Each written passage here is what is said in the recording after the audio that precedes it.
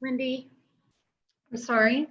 are we still waiting on board members? 1, 2, 3, I'm just getting us onto YouTube. Hold on one moment.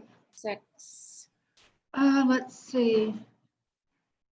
We have 1, 2, 3, 7. We're waiting for 2, it looks like. 4, 5. Galen Galen. and Tom. And we have Tom Pellegrino? Oh, he's here. Hi. that's right. You're in the top right square. Greg Brady. Great. Let's see if that's it.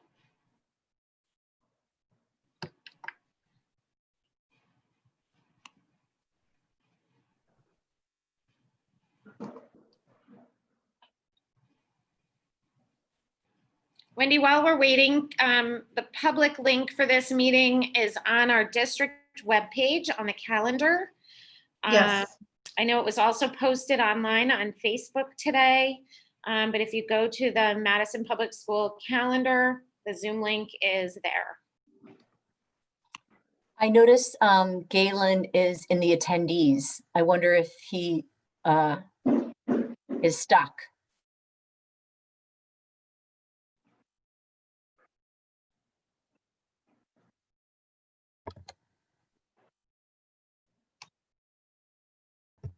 I didn't get any text or anything from him, but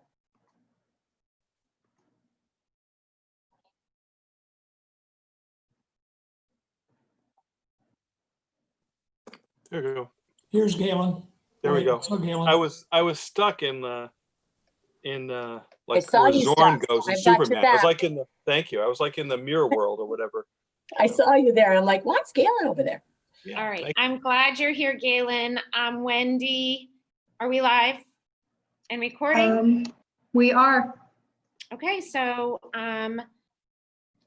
in that case, since we are all here, I will ask board members to put their video on, and I will call the August 11th, 2020 Board of Education meeting to order. Please rise for the pledge. I pledge allegiance to the flag of the United States of America and to the republic for which it stands, one nation, under God, indivisible, with liberty Liberty and and justice justice for for all. all. Okay, thank you.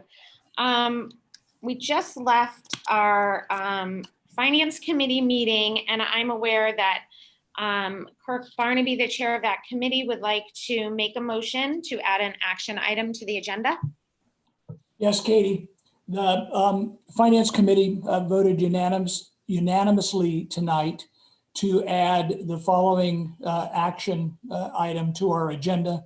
That action item is a request made by the Board of Education to the Boards of Finance and the Board of Selectmen to establish and fund a reserve fund to address COVID-related expenditures for the forthcoming school year. Wendy, do you have Got discussion? it. All in favor? Aye. Aye. Aye. Opposed? Abstain? Motion carries. So Wendy, we can add that wherever you suggest. We can add it at the very beginning if you'd like, The very beginning of the consent of the agenda. motions. Yeah, great. Okay. Thank you. Okay, so moving on to public participation. The board welcomes public comment at our meetings. When speaking, we ask that you please state your name and address. Comments are limited to 3 minutes in order to ensure that all interested parties have an opportunity to speak. Please speak on one topic per public comment session. There are 2 in this meeting. Please do not identify an individual staff member or student by name. The board's happy to hear from our community, but this is a business meeting, so it should not be expected that the board can respond. Neither public comment period is a time for public discussion. If necessary, the community member can be contacted for follow-up. Thank you. And we are going, just because we do have a lot of business during this meeting to accomplish. I've asked Emily, our board secretary, to limit the first public comment session to 45 minutes. With 3 minutes per person, that should give us quite a bit of time. But there is also another public comment session at the end of our agenda as well. So please be patient with us. I promise the board really wants to hear from everybody. So we will make sure that everybody who would like to speak has an opportunity. Emily, take it away. Okay, thank you, Katie. Before we open up for public comment, I just wanted to share the communication that we received directly to the board. In addition to the many emails that we've received sent directly to the reopening email account, the Board of Education has received questions, comments, and concerns from 16 community members in the last week. These were submitted via direct email to the board secretary or via the contact the board button on the district website. We also received a copy of a petition that was signed by about 148 residents last I checked, requesting the full reopening of the schools. All the communications that we did receive in the past week were related to reopening. Questions included why we were going with a hybrid reopening and not full in person, concern for social emotional health, the amount of screen time associated with distance learning, concerns about younger learners in particular, teacher safety and PPE, childcare support and options for alternative childcare arrangements, ongoing communication from the district, the impact of our tax dollars, what distance learning and the associated technology will look like in the fall, the challenges faced by working families and parents, facilities concerns in particular around air conditioning, airflow and ventilation, what recess will look like, before and after care options, enforcement of mask use, the types of acceptable masks, and sports. I want to assure the public that all of these emails, questions, and comments that we receive that are submitted to the board via the website or the board secretary are shared with the entire Board of Education as well as the superintendent. And these questions continue to inform our communication and the website FAQs. So just wanted to give that brief summary, and I will keep people to a 3-minute per comment limit. So if there is any member of the public that would like to speak, please raise your hand or write your question or comment in the chat box, and we will go from there. Wendy, I don't see hands raised, do you? I see one. I'm just trying to see who that is.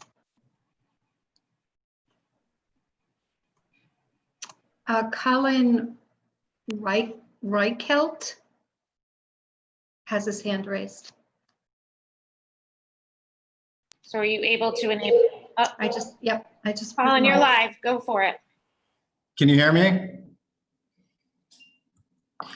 Good evening, Madam Chairwoman, members of the board. Thank you for the opportunity to speak. My name is Colin Reichelt. I live on Warpus Avenue in Madison, and I'm the proud parent of 3 Madison Public School children. Between July and now, Madison Public Schools has sent multiple emails saying that Madison Public Schools is preparing to have all students return for full-time on-site instruction at the beginning of the 2021 school year. Then following devastating power outages, MPS decided at 5 p.m. on a Friday to send out an email completely reversing its decision to go with full-time on-site instruction. As of August 10th, 2020, only 64 people are currently hospitalized for COVID in the state with a population of 3.5 million people. The rate of infection for Madison, Connecticut is currently 0.008% per 100,000 people. The Madison Department of Health website has reported only 3 cases between the ages of 0 and 19 with 0 deaths. Dr. Fauci and Governor Lamont have both given clearance for full-time on-site instruction. With all the collective data, there is no reasonable explanation that supports the decision by MPS on Friday. What is interesting, however, is that on the same day Governor Lamont announced the positive position the state of Connecticut was in to reopen schools, the Connecticut Education Association released their demand for a hybrid or full remote model for reopening schools.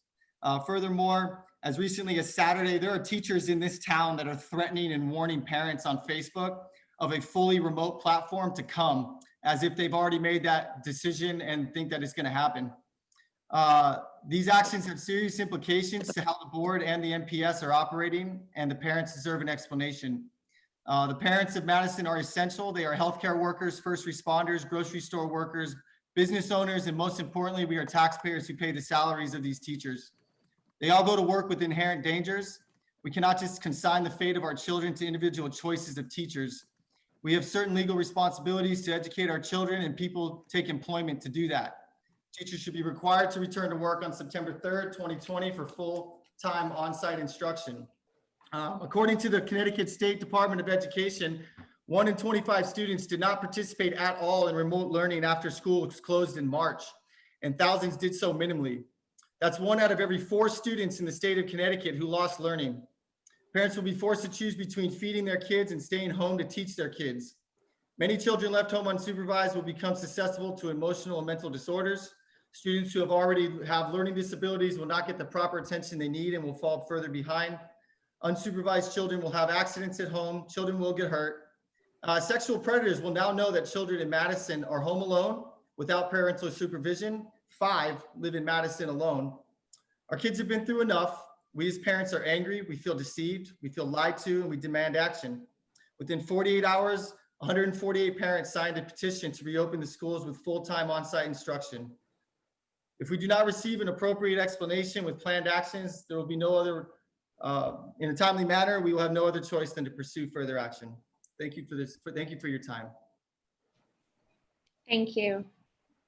You see anybody else, Wendy? Yes, I do. Yes. Alex. Alexia. Okay. Alexia Kedvez. Sorry, I was muted. Thank you. No problem. So on behalf of my family, I'd like to thank all of you for the time and the effort you and your committee have dedicated to planning for Madison Public Schools reopening this fall.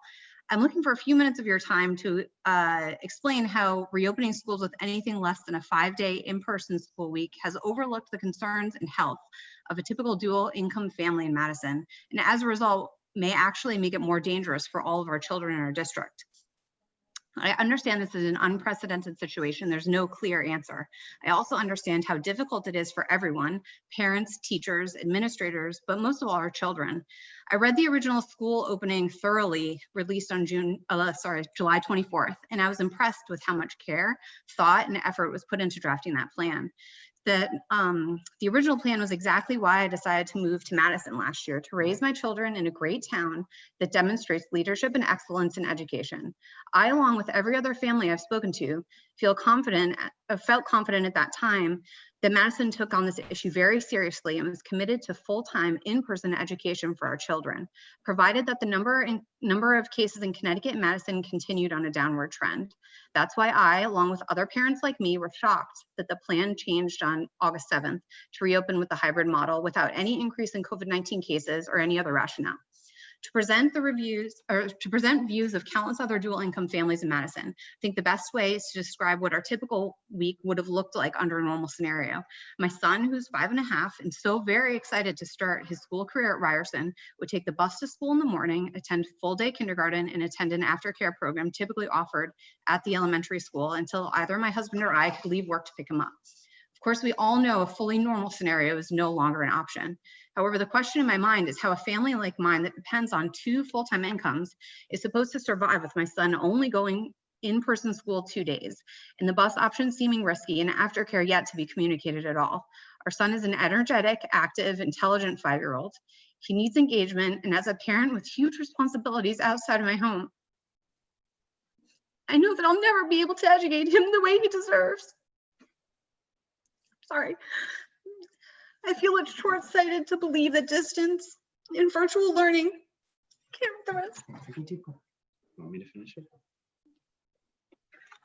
Hi, this is Dennis Wolby, Alexia's husband, wherever you're here. Right. There is no way, right here. I think it's short-sighted to believe that distance or virtual learning for him and countless other kindergartners will work.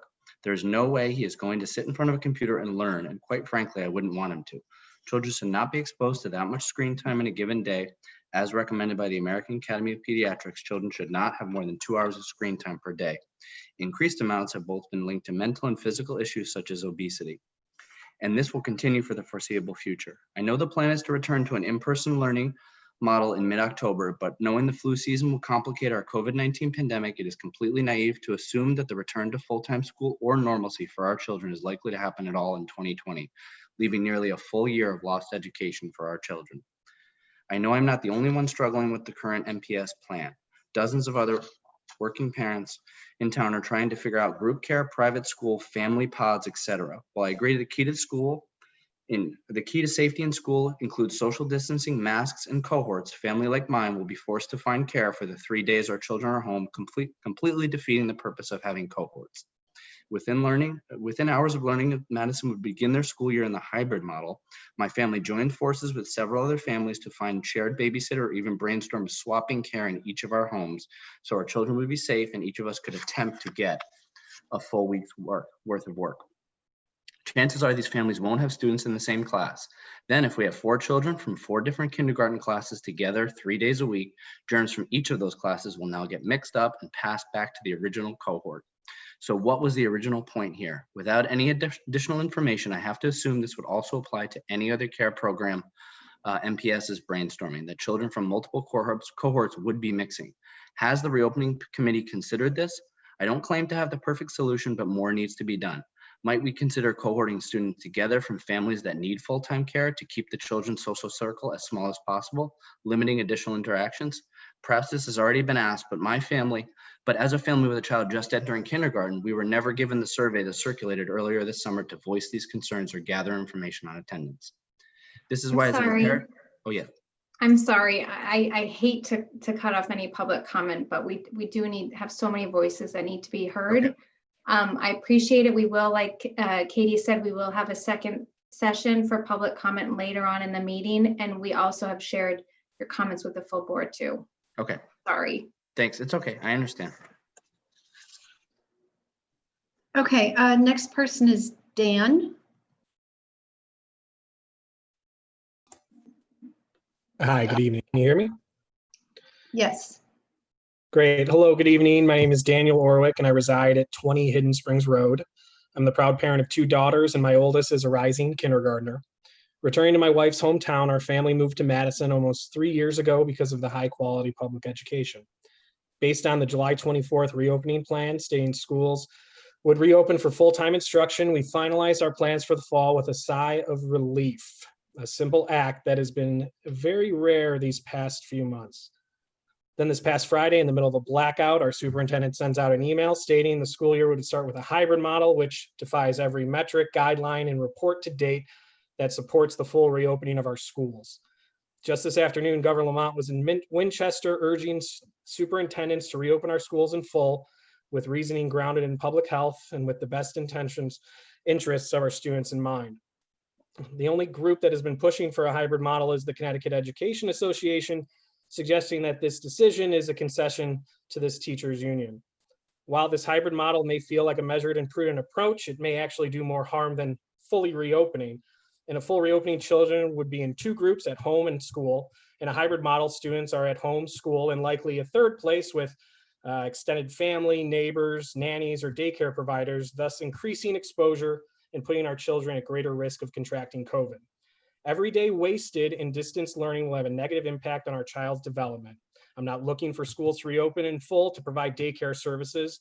We're fortunate enough to have alternative childcare options, although many families absolutely do not have that luxury and are now forced to make impossible decisions on how to make this all work for at least 6 weeks.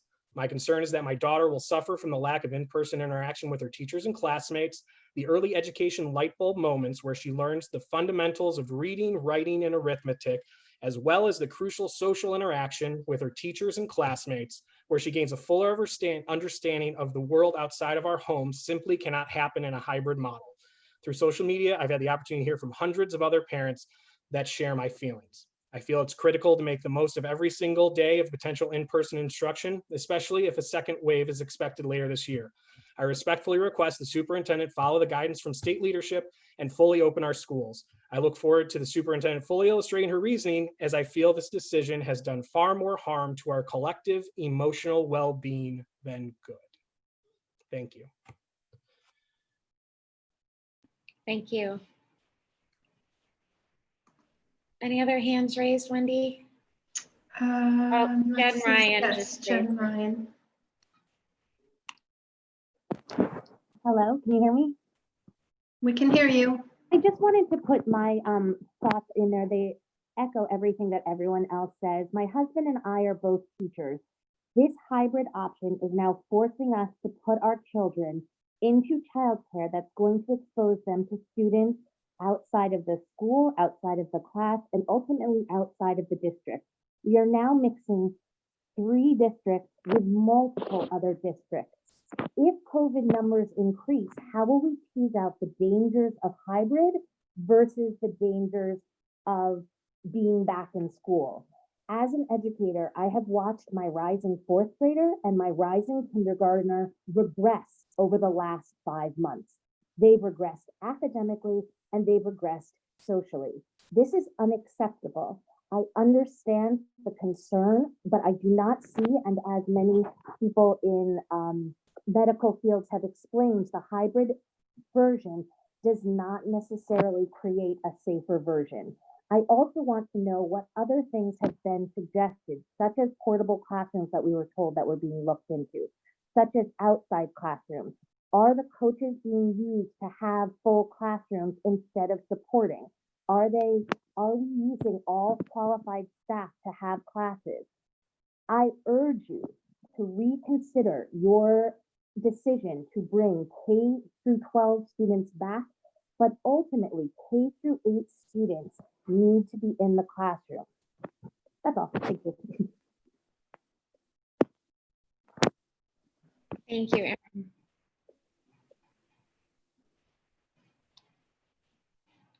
Any other? I don't see any other hands raised at the moment. Oh, here goes one person. Catherine Ferrante. Hello, can you hear me? We can hear you. Yes. My name is Catherine Ferrante. I live at 71 Cops Road.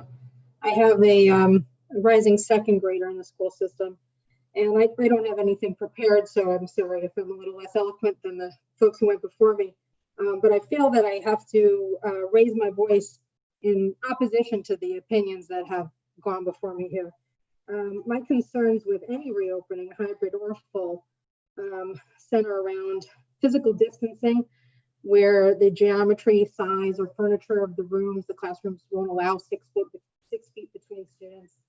Leaving temperature checks up to parents, a so-called honor system. I've accepted that my family and my children specifically. Catherine? Yes. I'm so sorry to interrupt. You're muffled a little bit, and we would really like to hear what you're saying. Is that better? A little bit, yeah. Okay, sorry, I must be having trouble with my microphone. I'll try to speak up. I've accepted that my children will have to compromise in all of this because of this unprecedented global pandemic. It's truly a unique situation, and they have compromised already. I accept that they're not going to have the normal, wonderful school year with their friends and all the social aspects of going to school in person that they really need, that all of our children need. I would have hoped, and maybe this is still possible, that the Madison Public Schools could really focus their main attention on taking care of the needs of special education students in this unique situation and allowing them to get the in-person instruction that they desperately need safely. And an opening where half the school comes back or the whole school comes back may make it not possible. If we have an outbreak, we'll have to shut down again. And what happens to those students? They fall behind. So I really think that is important. And also an eye toward improving the distance learning program long term in the event that 1, 2, 3 cases are in the schools, what happens then? Then we're back to where we were in the spring. So that's all I have to say. Thank you for your time. Thank you, Catherine. Wendy, there's something in the chat. Would you like me to read it? I actually asked that person to raise their hand and speak, but if you would like to read it. I'll read it. Unless, yeah, I don't see her hand raising, so I'm just going to read it. Sure. And Lori, please feel free to interrupt me if you would like to speak yourself. But Lori Osmick lives at 91 Quail Run. Please note that my husband and I are in full support of the hybrid model, while those against it have lodged a full campaign supporting the full 5-day in-person model. There are a lot of us in the community that support the hybrid approach. We support smaller class sizes, more frequent cleaning of the buildings, more time for all to become familiar with the new procedures and protocol. And most importantly, it may even keep the schools in person, even if for 2 days longer. Look at the southern states. Please do the right thing and don't be swayed by sob stories. This isn't easy for anybody. Any other hands up? Yes, Nikki.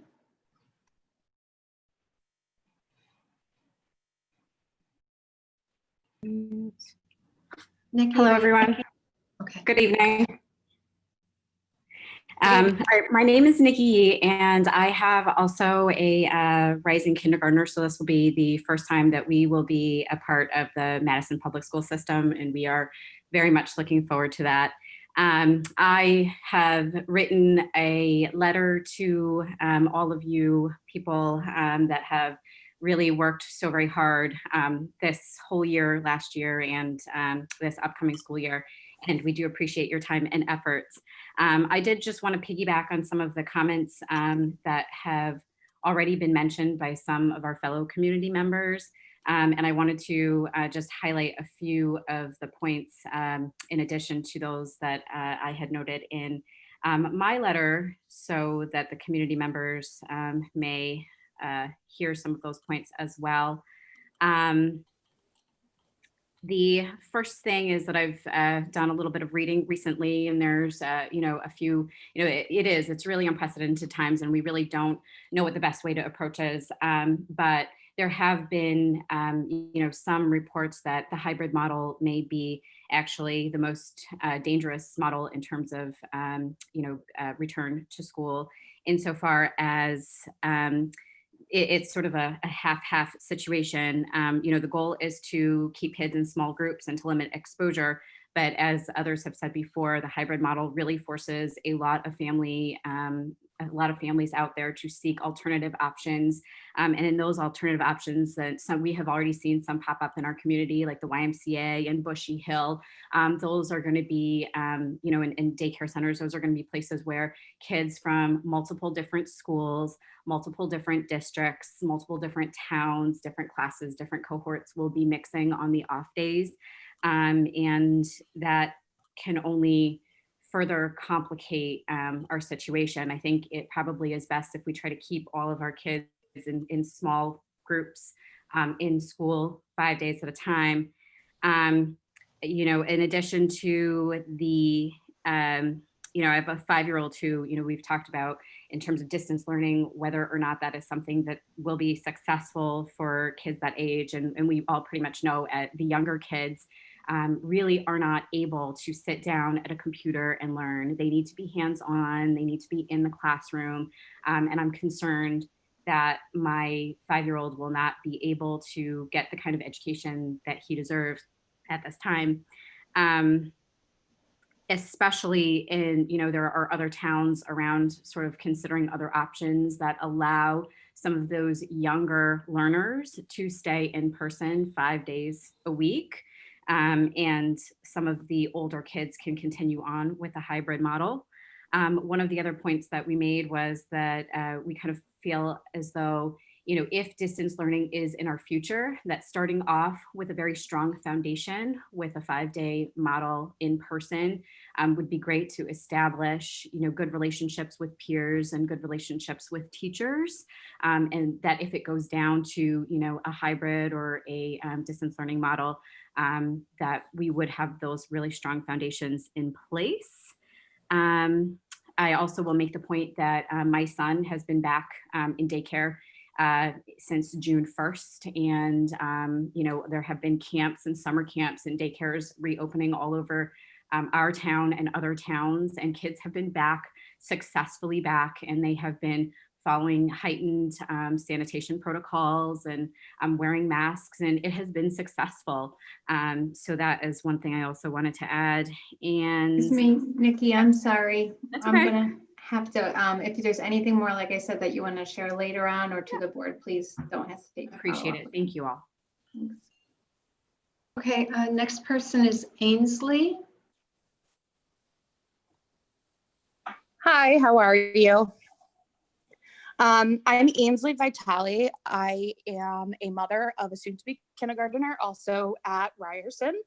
I did send you all a letter, so I will not repeat what's in that letter, so I will let that letter speak for itself. But I just wanted to mention a couple things that I understand. I am a proponent for returning full day or 5-day. I think this is our opportunity to do so while our numbers are so low. I understand that in this crazy world we're in right now, normal is not going to happen. However, while the numbers are so low, I think this is our opportunity to get them in person and build those relationships and establish structure, especially at the kindergarten level. They've never done that before. Doing it 2 days a week. She leaves on a Friday, she doesn't go back to a Thursday. That's nothing normal. If there were other opportunities such as half-day kindergarten, which was not that long ago, that was the norm for kindergarten anyway.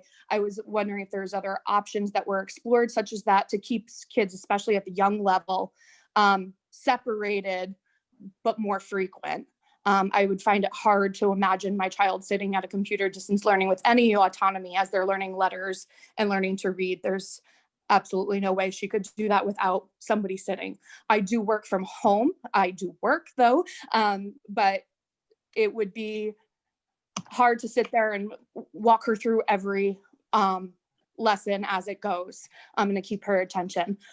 But the other thing that the in-person model did allow for is people who were not comfortable with it to have the fully distanced learning model, which I think was also kind of eliminated with this, because I do understand there are people in the community that are not comfortable and they still have that opportunity.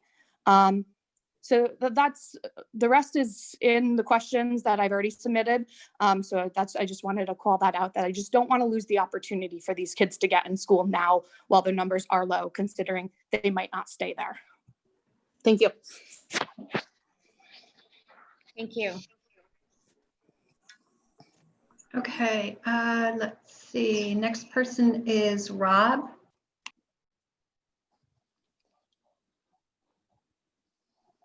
Hi, this is Megan Chesney. I'm at 12 Northwood Road.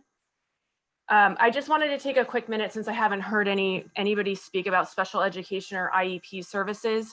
I have a second grader on an IEP. During distance learning, her services were cut by over 90%.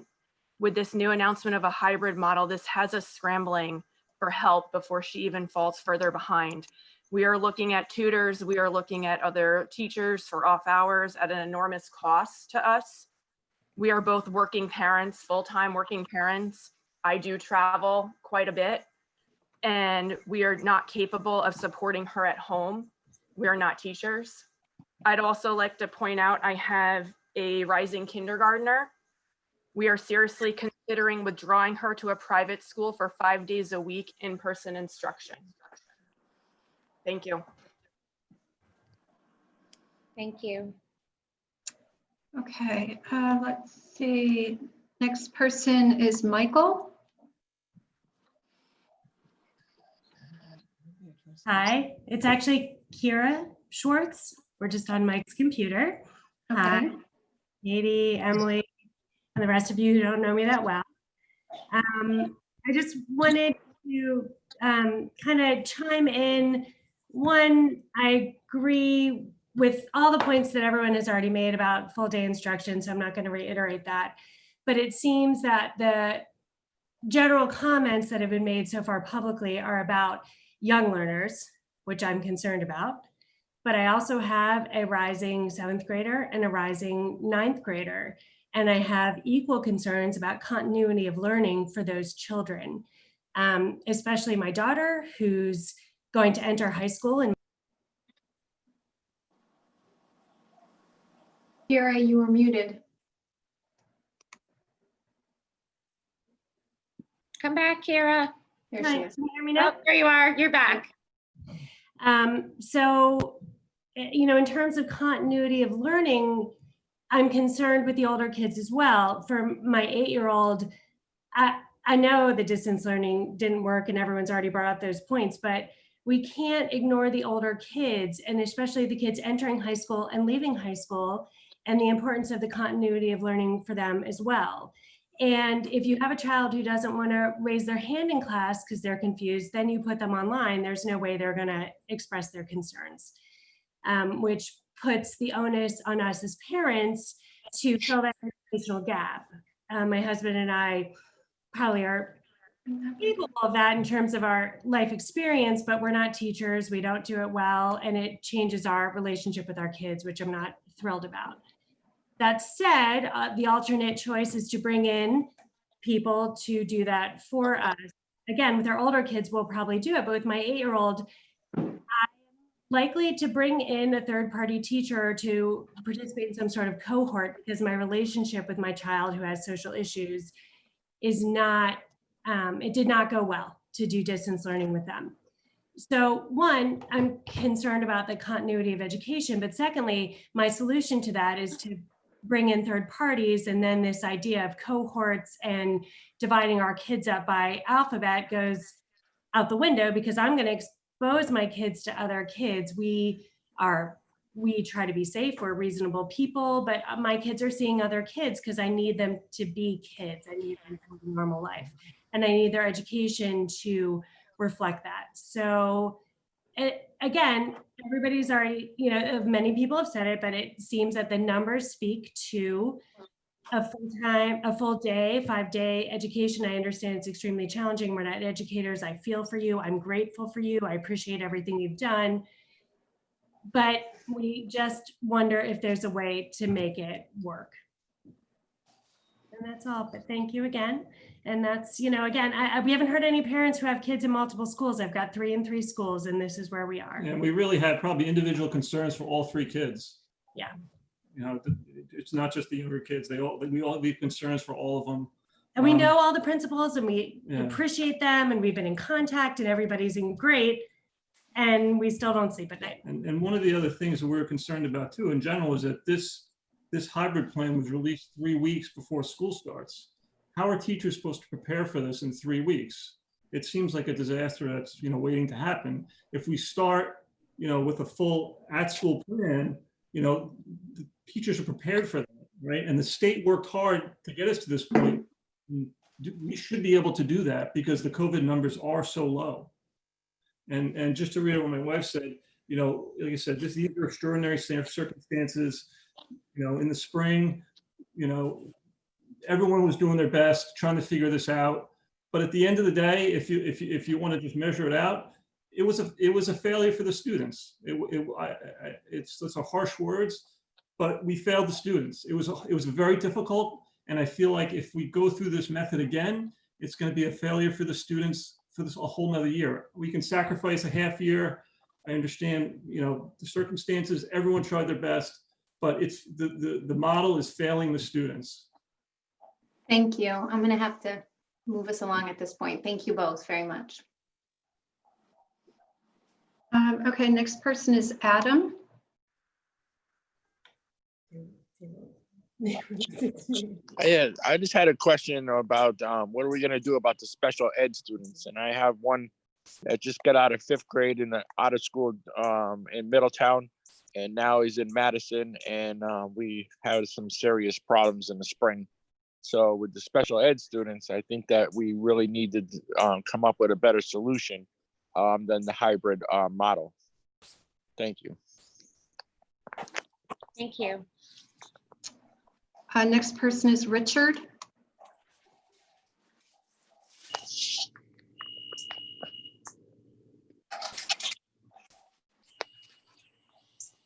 Richard Mills. Hello, good evening.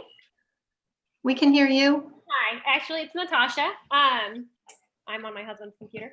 Good evening, members of the board. Thank you for taking the time to hear all of our comments and concerns. I'm Natasha Mills. I am the proud mom of 2 Madison Public School students who will attend 2 different schools, one at Brown and one at Ryerson. So I guess I have an early learner and also one kind of in the interim, right? I am in opposition of the hybrid model that's been lined out for many of the reasons that we heard tonight. So I don't want to, go over it all over again. But I know that we're navigating these unprecedented times, and trying to stay as safe as possible is obviously the most important thing. But I believe that returning with a hybrid model of distance learning is more harmful for kids, young learners and learners all the way through high school, not just the little kids, but also, my 5th grader, keeping her attention on the computer all day does present, a bit of a struggle. So I guess, what I would just like to ask is that the board reconsider the hybrid model, and that we plan for a option of in-person learning, and maybe the option for parents who don't feel comfortable to go online, of course, because everyone, should have the choice to do what makes them feel the most comfortable, I believe. Anyway, so thank you very much for your time, and I appreciate the chance to speak. Okay, next person is listed as Bird. Hi, my name is Joshua Bird. I live at 81 Bartlett Drive. And I just also wanted to voice my support for a full return to 5-day school for 2 reasons. One, because the hybrid model and online model is going to have a serious impact on our family's budget. And I'm sure that's true of every family that has 2 learners in the household. And second, and probably more importantly, is with all due respect to the fact that we were all thrown into chaos last spring, the online learning last year was just unacceptably bad and disorganized and ineffective. And I'm ineffective to the point where my wife and I are afraid to go back to that model again, to the point where we're looking at withdrawing our child and just going homeschooling because it was so bad. So that is our concern, and that is our fear with the online model and with the hybrid model. And again, just want to voice my support for the 5-day. Thank you. You did. Okay, next person is Stephen. Hello, can you hear me? We can hear you. All right, my name is Steve Rose. I live at 24 Johnson Lane. I have a upcoming kindergartner, and we have 2 other young children, 4 and 2 years old at home. My wife and I both work full time. I'm very much in opposition to the hybrid model, and I would like to see my daughter in full 5-day-a-week schooling. We have a lot of concerns as far as the cohort expansion into multiple towns. Depending on where things wind up, we will have to separate our children into 3 different cohorts or 4 different cohorts at a minimum, based on the school group as well as the children's daycare options go. And with children in different age groups, that means different schools or different places for them. So, our 3 children will be exposed to any number of other children. My wife and I both work in healthcare. We both work in patients' homes. And this has been an incredibly difficult time. Our daughter was at TCLC throughout the last 2 years, and our son was there as well. Trying to do online learning with multiple small children in the house. We don't live in a mansion. We don't have room to set them up with their own computer stations where they can sit in a quiet, supervised environment. There's only 2 of us to watch 3 of them. We have multiple friends with 3, 4, 2 children in the home, and 2 working parents. And it's incredibly difficult to try to keep them on task and without interruption from our younger children. It's just not feasible. The screen time is an absolute concern that we have for our young children. and the older children as well. I think it's incredibly wrong to sit them in front of a screen for hours on end. They don't do that in college up until now. There's a low number of infection. The rate is very low right now. I'm very confident in the current procedures of hygiene, social distancing that's been implemented. I've been on the front lines, as my wife has, and we've been very fortunate to avoid exposure through proper wearing and donning of PPE. And I have no concerns about sending my children to school with the recommendations that have been put in place. The affordability for private care options is just not there for us. We have, incredible student loan debt that amounts to more than our mortgage payment each month, and it's just not feasible to expect us to try to hire a tutor or try to supplement her education. And this is one of the major reasons why we moved to the wonderful town of Madison. The teachers, the staff, everybody that's involved in childcare at the schools. While I respect the professions greatly, we've all had to be on the front lines at some point or another in our day-to-day working. Grocery store employees, everybody, gas station attendants, we're all exposed. And with those proper PPE put in place, I strongly feel that the teachers are protected as much as we can all be. And my last concern that I want to share, I think that there's been many people on here tonight, and I'm sure probably more out there that don't have the opportunity to log on. Young families, young parents, withholding our child from kindergarten this year has been discussed widely. And what happens if 60 children hold back until next year? What are we going to do in next year's class size when you have triple the enrollment or double the enrollment of a typical class year? I don't know if those numbers are accurate or not, but just the consideration that next year's class size is going to be much larger than usual, and then thereafter every year until they graduate from 12th grade, there's going to be a staffing issue. So have we taken that into account when we're discussing when making this decision? Thank you very much.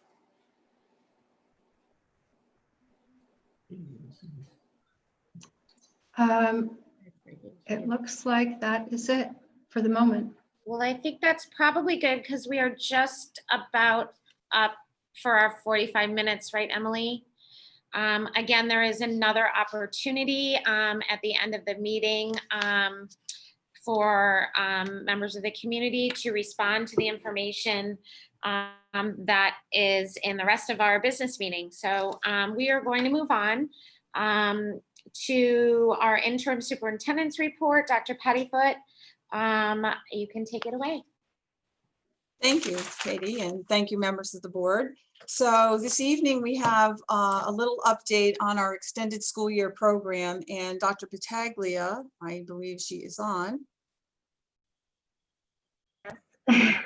There she is. I knew there I am. So we'd like Dr. Battaglia to give an update on our extended school year program, which ended last week somewhat abruptly due to the storm. So Dr. Battaglia, would you take it over, please? Yeah. This summer, we had surveyed all of our families of students who qualified for extended school year services in summer school. I am proud to say we were able to provide families with the type of services they wanted, whether it be virtual or distance learning. We had over 40 students participate in virtual learning, and we had 58 students in 3 of our schools at TCLC, Jeffrey, and Brown.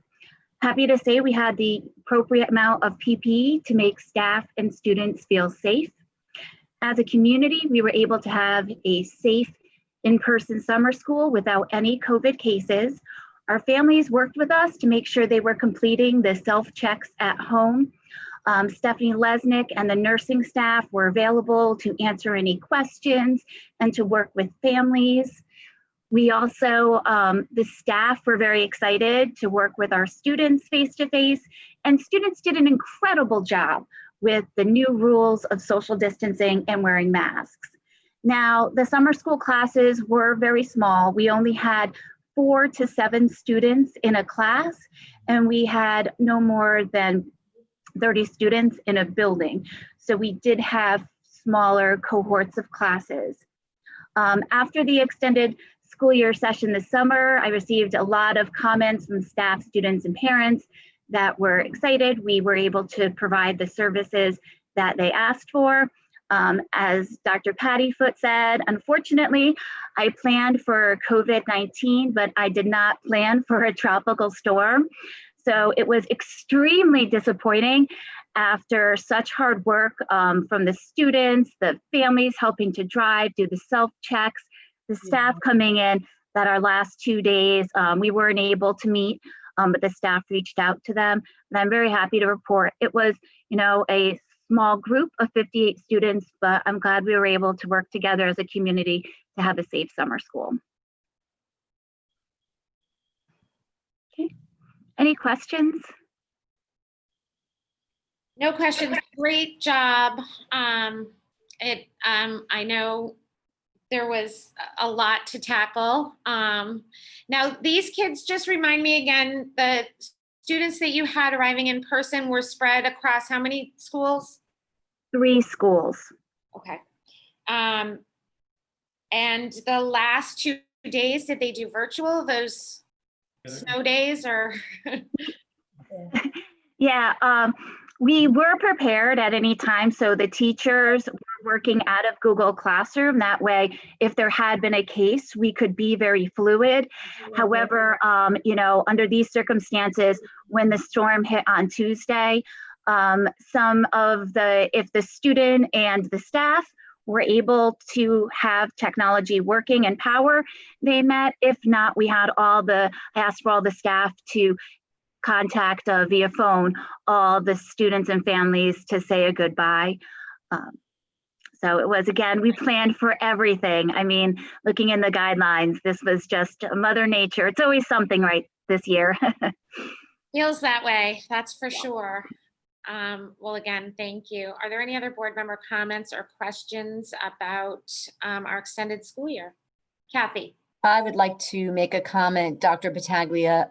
Thank you so much for your dedication and your leadership in ESY as a parent of a special ed child who has benefited from ESY for the past, oh gosh, well, now she's 20, but since she was in first grade, it has always been a great experience. And I thought, gee, this is going to be a challenge for Dr. Battaglia. I wonder how this is going to go.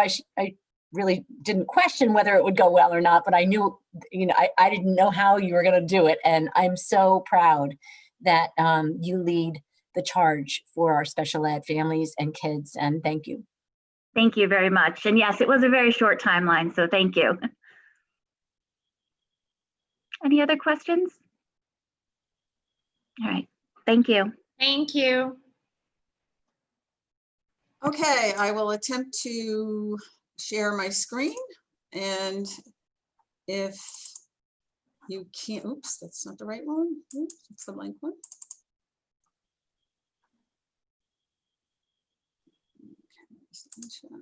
From the beginning. Okay, hopefully everyone can see this. Oops. So I really want to begin by thanking everyone for being in attendance tonight. I know that we have a large audience and a lot of people participating, and I know that reopening is a very sensitive topic and people are passionate on all sides of the equation here. But I do want to back up and give a little bit of background information, because it certainly does seem like things changed, and they changed very quickly. So back in early July, Governor Lamont and Commissioner of Education, Dr. Cardona, required districts to develop a reopening plan, and they wanted 3 models. They required that there would be 3 models in the plan. Basically, the first was all students in person, a hybrid model, which meant assigning students into cohorts or a group, and full distance learning. Oops. And on July 24th, Madison Public Schools submitted its reopening plan to the Connecticut State Department of Education, as did all the districts in Connecticut. And over that weekend, and which ended up in a press conference on Monday, July 27th, which was only 3 days later from the submission date, The governor and commissioner of education were on the governor's daily press conference, and indicated to districts that, yes, you can develop a flexibility plan, and it doesn't have to be open for all in person, or it could be the hybrid model. So there was a choice that was provided. And the flexibility was offered. I don't know, someone I think has a mic that's on. The flexibility that was offered as an option was done because there were several districts that had concerns about social distancing. And certainly we are one of those districts. I have to say, I've worked in a few districts in my career. Yes, I am a retired superintendent that has been doing some interim assignments. But I have to say, I'm a little bit surprised at the facilities in Madison. And this is not a critique of anyone serving on the board or anyone in the community. It's just that schools that were built, let's say in the 60s or 70s, are not the facilities that truthfully are in the best situation, or especially for a pandemic. But anyhow, they're not really conducive to the type of instruction that we do today, and certainly have issues when we look at a pandemic. So in addition to that, the information is constantly changing. So within even the last 2 weeks, we have received many new addendums to the plan that was submitted, or that the state put out there, the guiding plan. And we continue to receive updates. As a matter of fact, this afternoon, I received 2 more updates, and in the update, in the email, it also said, we will be sending 2 additional updates as soon as they're ready. One will be guidance on special education, and another will be guidance on how to run the music programs. So I know people have said it, these are unprecedented times, and we know it is hard, it is difficult. Information changes daily with respect to the guidance that we get from the State Department of Education, and it is a fluid situation. So that is a little bit of the background with respect to why things changed pretty significantly in a short period of time. Why is Madison reopening in the hybrid model? Well, when we look at how Connecticut reopened successfully, it was a phased-in approach. We're in the 3rd phase, but we all know there's a 4th phase, and that was put on pause. So that's something to really consider. The model was also selected to attend to the safety concerns of students, faculty, and staff.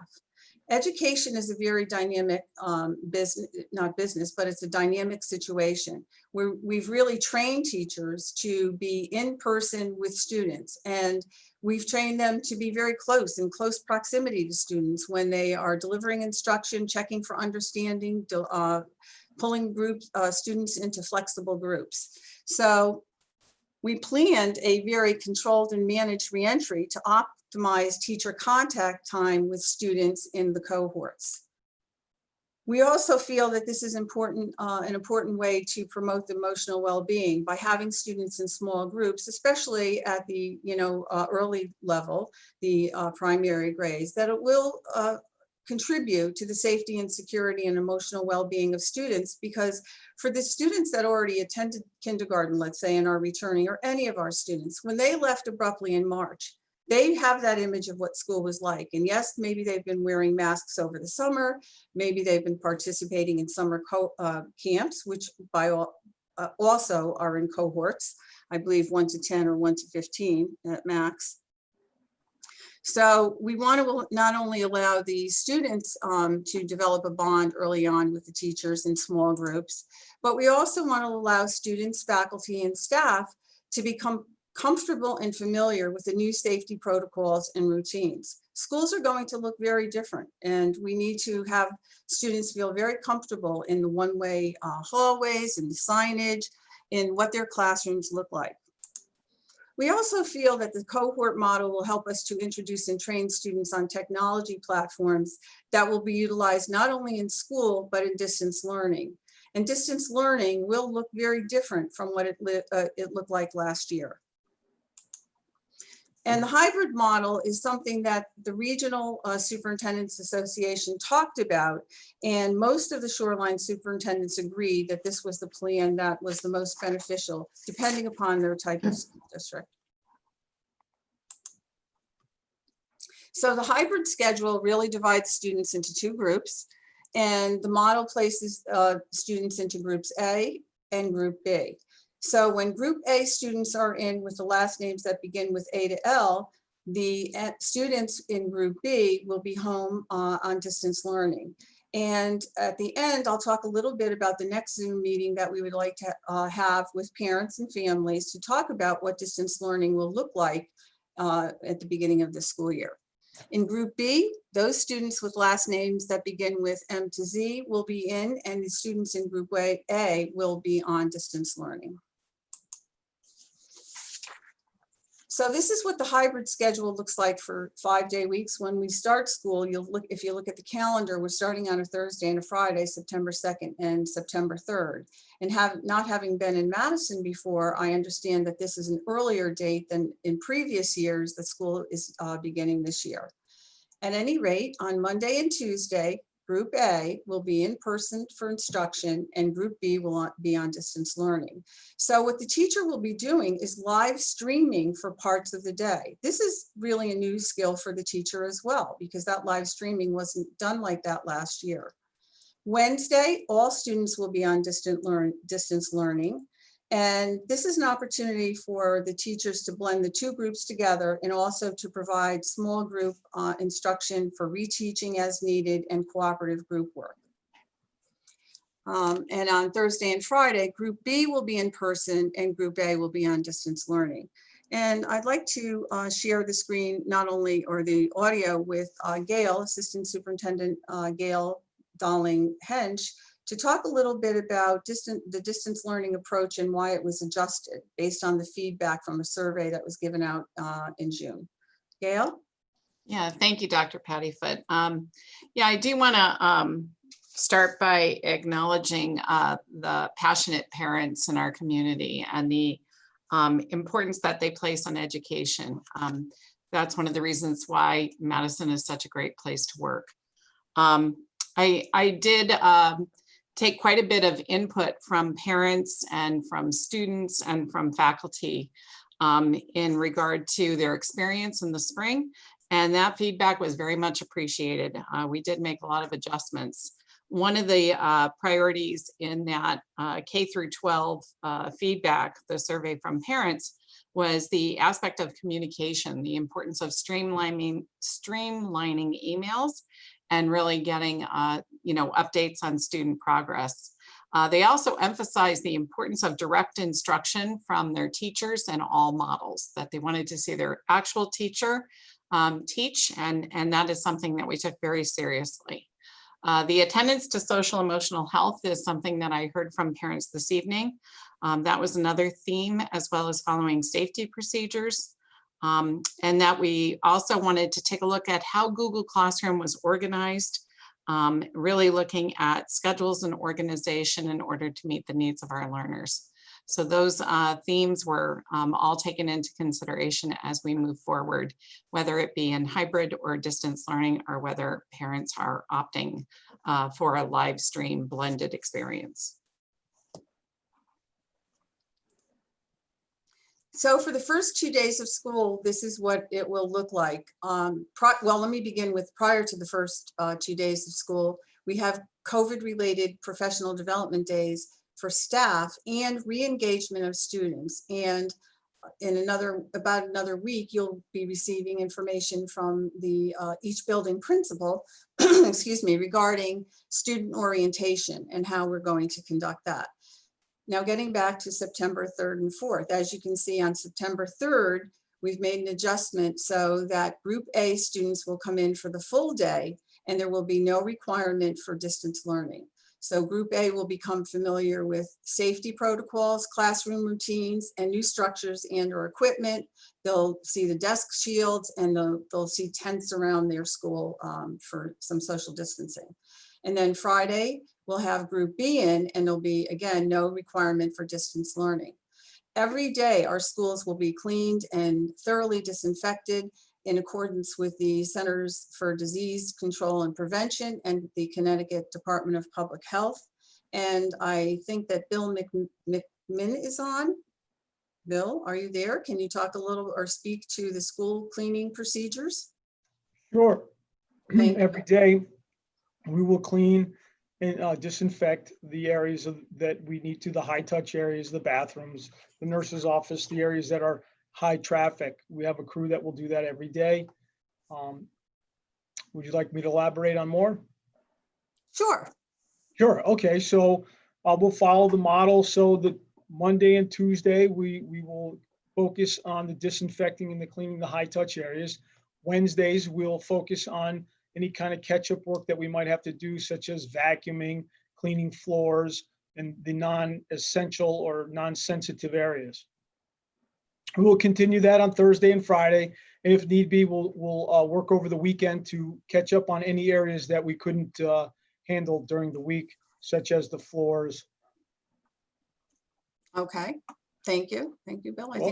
I think we'll hear from you a little later about the heating, ventilation, and air conditioning. Sure.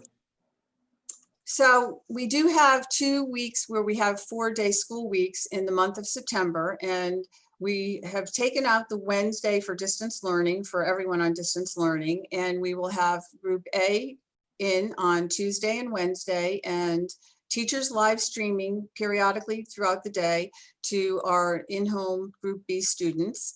And then on Thursday and Friday, Group B students will be in and Group A students will be on distance learning. So that's how we organize the 2 weeks that we have 4-day school weeks. Can I just clarify? I heard some of the parents concerned about the idea of students being on computers the entire time.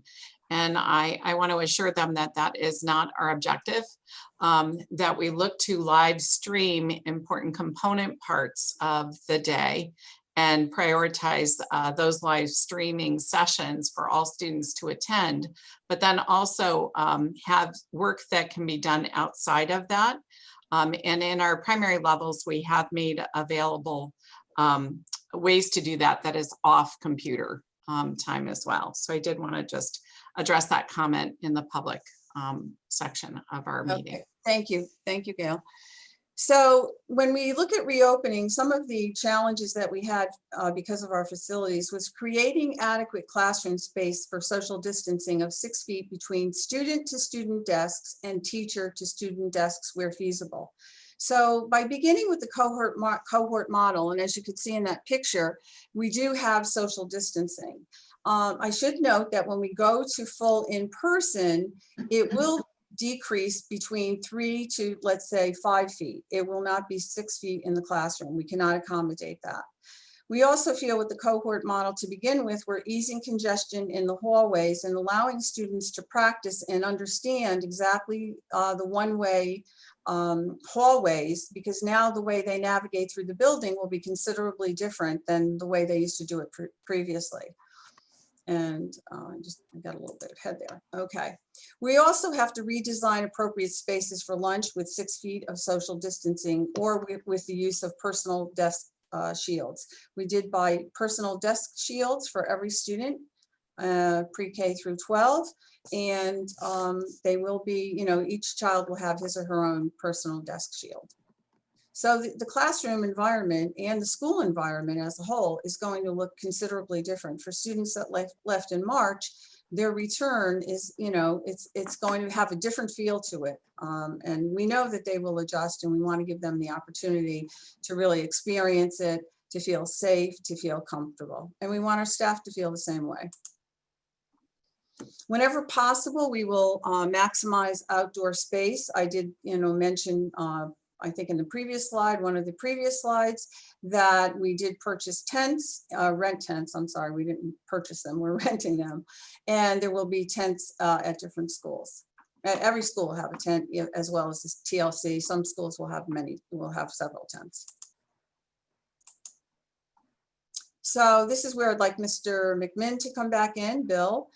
We are working with contractors to ensure heating, ventilation, and the air conditioning systems are operating properly. And Bill, would you please jump in and tell us a little bit about the work that you are doing on the facilities? Sure. We hired the services of 3 contractors. One is an engineering commissioning contractor. The other is a balancing contractor that checks the flow of the air through the systems. And the other one is the repair contractor. So we started out, aggressively going through all our systems to make sure that they're all running properly and that we have the right amount of airflow in the school. We're focusing on, fresh air and getting as much air as we can in through the system and making sure the systems are operating properly. Okay, did you want to address anything about the screens? I know this is HVAC, but you. Yeah, no problem. We also, one of the things is to get the fresh air in, and we ordered and are getting installed screens for every window that operates. So we'll be able to open the windows. Opening the windows without screens, lets bugs and stuff in. So we will get screens for every window, so they'll be able to operate every window that opens. We'll be able to put screens in, and they'll be able to open. When do you think all of this work will be concluded on the facilities? Sure, the screens will be installed before school opens September 3rd. The heating and air conditioning, I think, is going to be continuous work. The majority of the work will be done before the school opens, but we'll be continuing to do inspection and repairs of the system very aggressively throughout the year. And when the winter comes, we'll have to make other adjustments because we can let more outside air in. And then when it gets colder, we might let less in, but we'll still try to keep up as much as we can. We want comfort and we want fresh air. So we're going to try to maximize both. And there'll be adjustments and changes throughout the year. We'll be very aggressively monitoring our heating and ventilation more than we ever have to make sure all the systems are working properly. Great, thank you. We've also increased our bandwidth because we know we will have teachers possibly live streaming at the same time. We've ordered Chromebooks to provide one-to-one devices, and some were ordered back in April, and additional ones were ordered based on the board's end of the year funding and closing out. We also will look at the initial distribution of Chromebooks on hand to families with no devices. And we did, in the recent survey, ask parents to identify if they were in need of devices. We removed non-essential classroom furniture because we need as much space as possible to be able to promote social distancing and we also blended tables and desks in the K-2 classrooms for individual seating and social distancing. So for last year, I know that some very beautiful furniture and very functional furniture was purchased for the K-2 classrooms.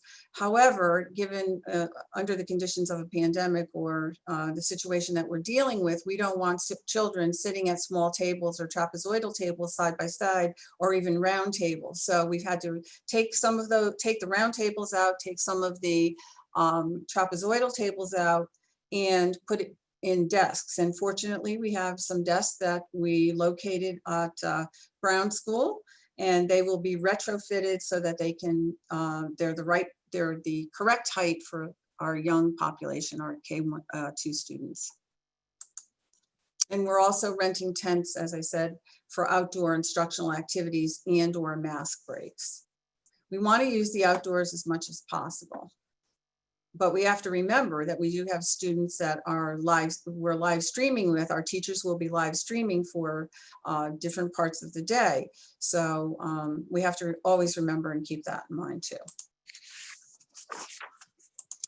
So next steps, we did send out a survey last Friday. And by the way, all of my communications went out on a Friday, except I think the first one, because I think it went out on Thursday because I started just the first week of July and the Friday was the holiday weekend. So it was normal for me to send it out on a Friday. That wasn't anything atypical. And I know some people mentioned that it was not deliberate. That's when I sent the communications out basically since I arrived.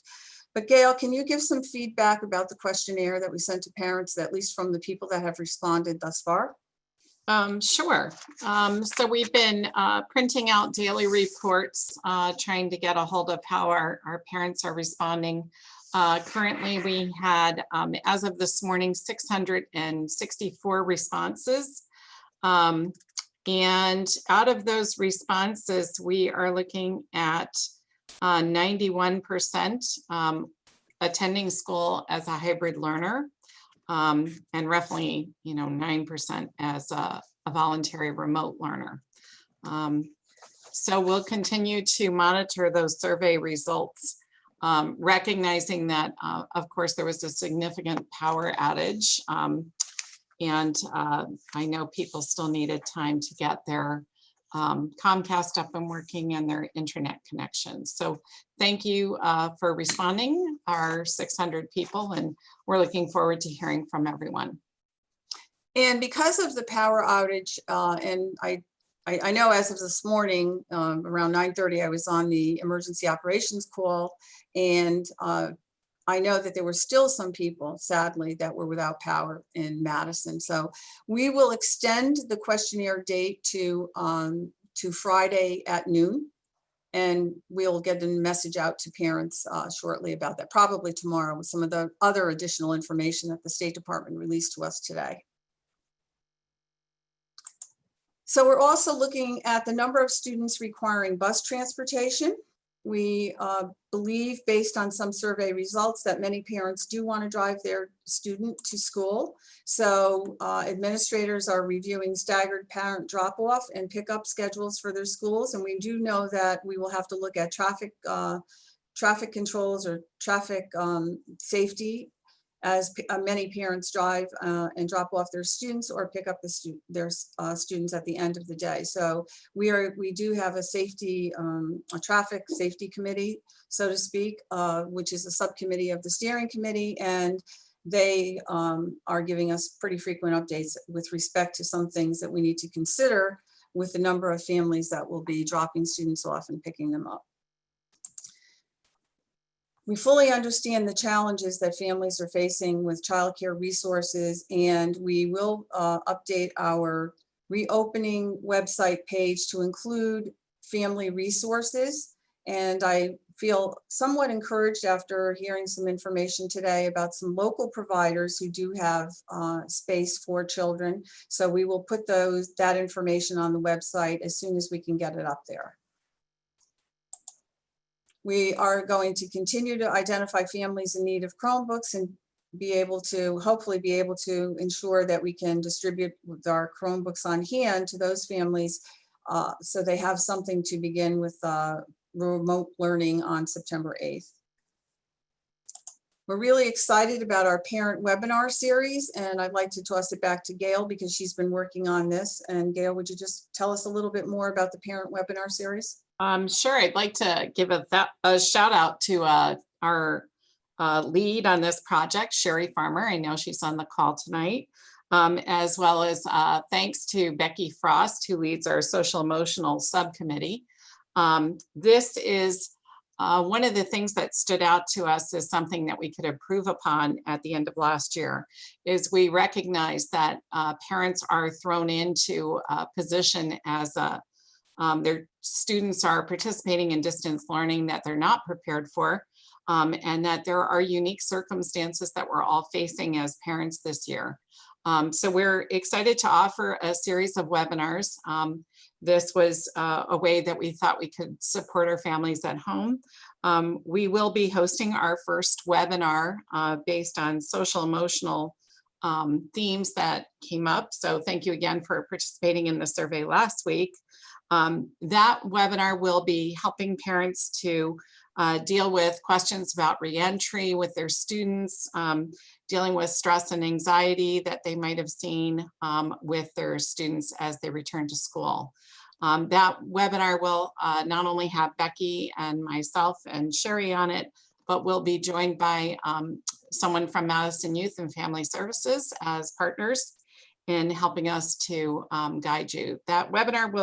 Our webinars will be offered in the evening so our parents can maximize attendance, probably between the hours of 6 and 7.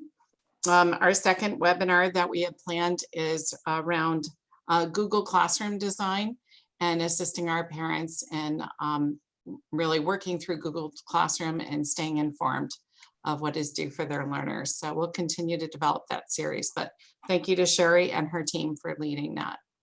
Absolutely. I think it's really makes, I think, Madison a little bit unique. I really haven't seen any other districts creating these webinars. So kudos to those individuals who are doing it. And thank you, Gail, for spearheading that as well with Sherry. Our principals are working on orientation plans, and they will most likely be released sometime next week. It's really challenging when you have actually 6 facilities, 5 schools plus TCLC, and try to schedule it so that parents that have children in multiple schools can participate, have their children participate, and not have our parents driving all over town and missing one of the orientation sections. And then, as I stated previously, we're planning a Zoom meeting next week on distance learning. We'll send the details out as soon as possible. It will most likely be on Tuesday evening at 7:30. So I'll send another e-notify out. One will be going out tomorrow, and then one will be going out Friday with additional information. So that's a little bit of a wrap up of where we are now. Thank you, Jean Ann. You're welcome. And I am really grateful to you, what you said right at the outset, and want to echo what Gail said in terms of the passion in our community. And I'm glad that we are considering doing many more of these information sessions so that we can help the community understand where we are and how we got here, and what things are going to look like as the school year launches. So thank you for that, and we will post that information. I also am hoping that we can post your PowerPoint presentation on our reopening site. Would that be okay? Oh, absolutely. Great. So we'll get that up soon. Thank you. You're welcome. Okay, so moving on. Katie, can we ask questions? I have a few questions. Oh my goodness. Yes, Greg, of course. Sorry. Yeah. Trying to follow that rule. Yes, please. So I have questions on like a few different topics. Maybe I'll just ask the questions about one topic and then see if other folks have questions, and then I can jump back in at the end. I just want to make sure everybody has a chance. Is that okay, Katie? Yeah. Okay. So thank you all, Jean Ann, Gail, Bill, for the presentation, and everyone else. The first question I have is about blended learning. So the reopening plan and the presentation tonight talked a lot about the live streaming and the blended learning experience. Can you start by describing more about what you mean by blended learning? Gail, I'm going to toss that one to you because that was something you and I had discussed, but I think you can do a better job of elaborating on it. I don't know where you are. Yeah. And of course, we'll go into a little bit, a lot more detail next week. But certainly what we are looking at, and I'd like to thank and acknowledge our teachers and our teacher unions for working with us to make sure that we could have the capacity to live stream. We are looking at live streaming in all content areas, a portion of the instructional block. That again will not be 100% of the block. We're not expecting our students to stay on computers 100% of the time. Google Classroom will also be implemented. Of course, we're looking forward to getting our one-to-one technology to make sure that that's seamless. Ideally, we would like to make sure that our students are learning the systems on the Chromebooks in person before they're experiencing things like assessments or teaching in a virtual setting. So we are trying to maximize that time once we secure our one-to-one devices to be able to do that. So there will be times where students in a distance setting will have access to their teacher doing a live lesson. It could also be small group instruction. It could also be looking at more of a flipped classroom design, depending on the age of the learner, where they might watch something instructional and then be engaging in the classroom in a discussion afterwards. So there's a variety of techniques that our teachers will have to become well-versed on, never mind just the technology of how do I turn on a camera and teach the students in front of me as well as live stream to manage the equipment. But that's kind of an overview, Mr. DeSantis, and look forward to offering more. Yeah, and these are just a handful of questions. They're all about blended learning, just to dig a little bit into that and get some answers that I've been wondering about. Obviously, that's a different instructional approach in terms of blended learning and live streaming while you're working with a classroom of students that's in front of you. Will teachers receive PD or support for that instructional approach at the outset of the year?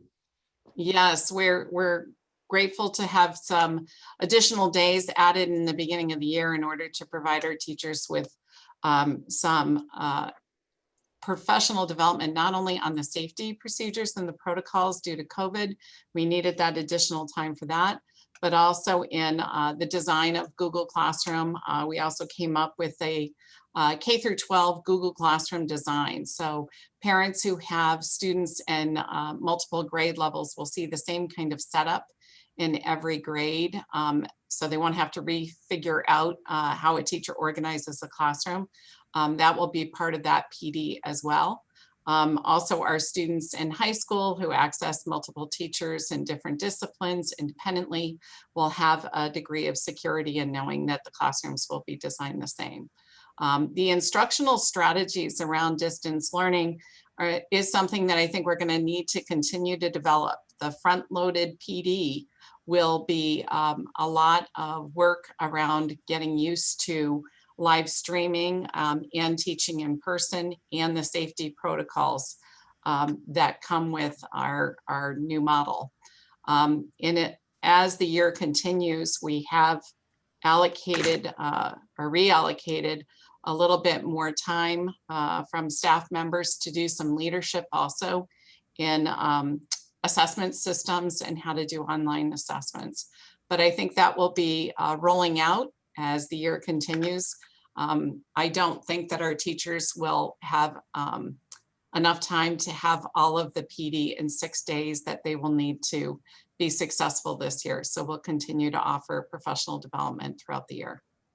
You mentioned. I'm sorry, I have a quick question. Do you mind, Okay. Greg? Yeah, go Thanks. ahead. Then I have just a couple more about the topic. Go ahead. I know that you're going to be live streaming the classroom teaching, but as we all are familiar with, there are computer glitches and sometimes you get kicked off. Will the live sessions also be like recorded in case a student has trouble accessing from home or trouble with their internet and then they've missed the class? Can they then go in and see a recorded version of it? That is the design. I wouldn't say 100% of the live streaming because some of them will be student discussions and that wouldn't be appropriate for a videotape. But when it's direct instruction, then yes, we are looking at doing a recorded session for those direct instructional pieces. Gail, you mentioned, and it's related to that question, the technology that teachers will use. Will they be working in front of, like, what's the camera? Will they be working in front of their laptop to record themselves while they're trying to teach the class that is in front of them, or is there other technology that's been installed? So Art's on the call. I'm going to ask Art to jump in with what he's ordered. Hi, everybody. We do have a number of different scenarios, but for the most part, every teacher works off of a laptop on a docking station, and each laptop does have a webcam and microphone. In addition to that, we've purchased a large number of Logitech webcams that can, and small tripods that can be used with 10-foot extension, USB extension cables, so that the teacher can position a camera, a little bit more conveniently than just the way they're going to be sitting at their workstation normally. There's also a lapel microphone, a wireless lapel microphone, and some powered desktop speakers that we've bought. Admittedly, it's not going to be high quality video conferencing like in an expensive boardroom, but we do think that it should be, passable for decent quality for what we've tested in a couple of different classrooms in different buildings right now. Thanks, Art. My last question on this topic is, do you plan to record possibly a demonstration of the blended learning approach so that parents could view it before school starts and get a sense of what that's going to be like for their students, maybe with teachers that are working over the summer? Well, we have no teachers that work over the summer. We only have our admin team. We are developing the trainings as a first priority. So I have our instructional technology specialists working on that. We do have an instructional task force team that continues to meet. I'll be meeting with them on Thursday. And they are actually working as a priority on developing some prototypes of the planning piece that needs to be in place before the school year, so our teachers can start to look at how to develop. I think we referred to them as modules last year. They're more weekly planning templates that would take place this year. I think that we haven't had a chance yet to even test out the setups in a classroom. And I have talked to Mr. Sickle to see if we can't do that and have a couple simultaneous blasts from classroom before the start of the school year. I think it's a great idea to show what it might look like. I just don't know if I'm going to be able to accomplish that with any kind of real picture of what it might be prior to the start of the school year. We are prioritizing also orientations that the building principals are taping for everyone to get people comfortable with how the building looks and what the schedules might be like. And then they're also doing in-person orientations. So I think the classroom setups will be seen that way as well. I really think those the schedules and being able to visualize that both for students and for parents is going to be really helpful too. Both for the in-school schedule and the home schedules as well. I have like two quick questions. The first is, when they're live streaming a lesson, will the students in the classroom obviously will have a dialogue with the teacher, but for those at home viewing it online, will they be able to ask questions? Like, how will that work? Yeah, so for the live streaming component of the lessons, it's going to be more of a teach moment where we can record it instead of having the exchange. So there will be live streamed small group sessions that would take place, especially in the hybrid model. If you look at the hybrid model, it says Wednesdays are small group instructional time. That would be a time where a teacher would be doing more interaction with small groups. That would not be taped. That would in fact just be scheduled and a continued scheduling. The live stream piece is really for the instructional access for students, and the interruptions that happen within a normal in-person school day and the exchange is not exactly the same in a distance model. So there is a little bit of a difference. We will have students completing tasks independent of the live stream or following the live stream. So they will do a do or a practice after they get the teach. And that will be a regular component, is that we'll do a practice. But some live streams also might take the form of doing a closure or reviewing a formative assessment and reteaching components that students might have missed. We did buy a product where we get assessment information in real time that would enable us to be able to do a reteach by the end of the lesson. Again, it's new technology, it's new learning, and it's new resources for teachers. So there's a lot that they're going to have to get proficient at in order to make it seamless. So my second question was about the in-person orientation. Do we have like dates set for that yet, or is that still to be determined? Jeanne, do you have the dates from the schools for the in-person orientations? I know we did them in the 3 days before the start of school. You're muted, Jeanne. We are in the process of formalizing it. We just want to make sure that there isn't any overlap between the different grade levels and the different schools. So we're planning to release it next week. If it's available sooner, we'll let everyone know. But it will be, as Gail said, it will be the 3 days where we had the COVID training on the website. And so I think it's the 31st, the 1st, and the 2nd. Really, August right. 31st, the 1st, September 1st, and September 2nd.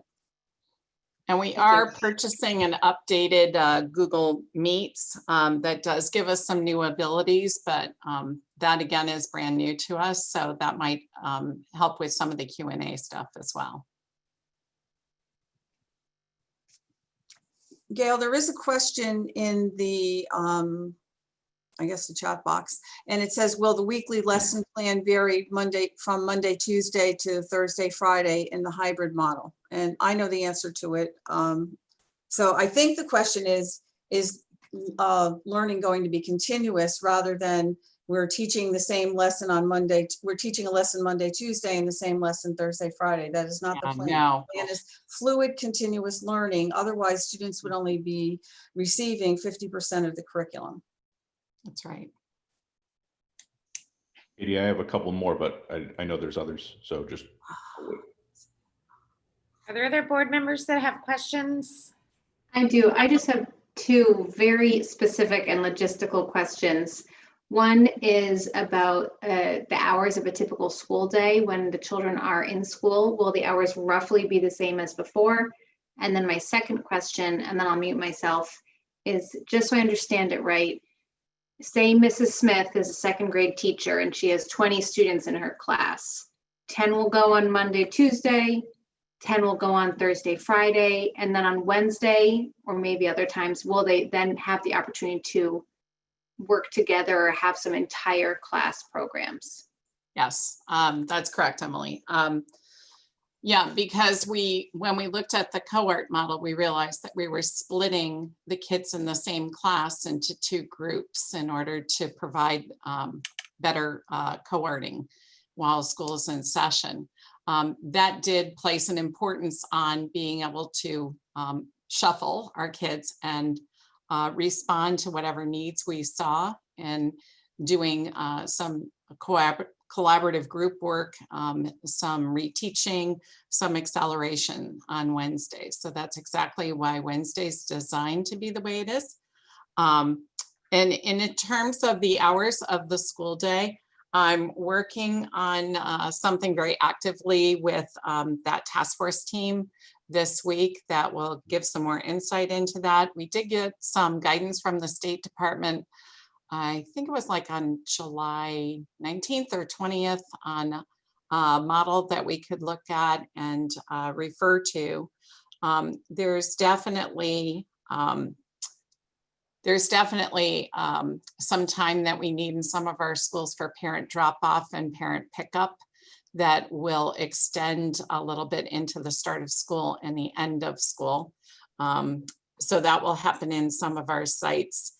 And in addition to that, we're also going to be looking at different hours in distance learning when we're 100% in distance learning than when we're 100% in school.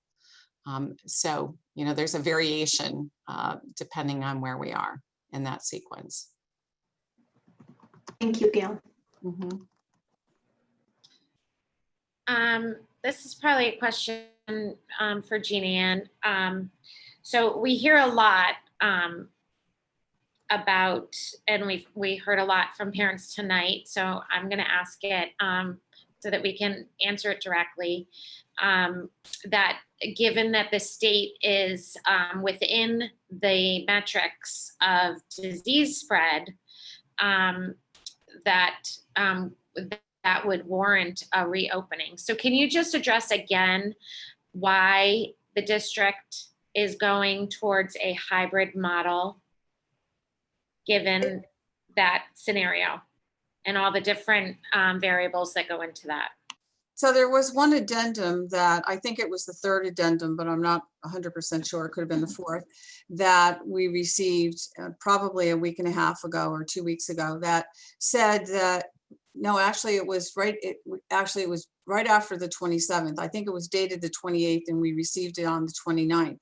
And it basically said that these are some of the additional considerations that we feel you could look at in terms of your flexibility. So one of the primary ones is really our facilities. For example, when we talked about the high school, and I have a listing of what the breakdown is of the cohorts for the high school for the first trimester, and the cohort range is 7 to 21.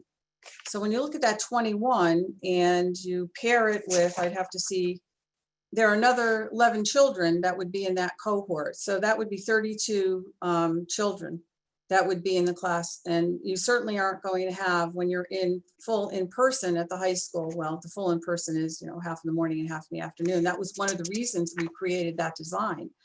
So anyhow, when you look at the high school, or even you look at, let's take Ryerson, for example, I did walk that entire building with Principal Spooner, and we went into every single classroom, looked at desks, looked at the measurements, and it is very, very tight. These are oddly shaped rooms. There is a lot of unusable space. Even when you take out the, what you call the non-essential, you don't want a lot of, you don't want community, you don't want anything that students can share.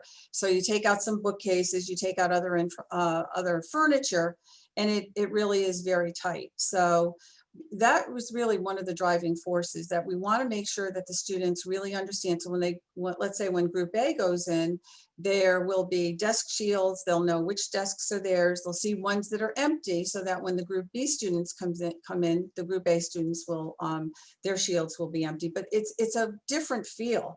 Markers on the floor. When you go through Ryerson, it seems like you're walking up a ramp.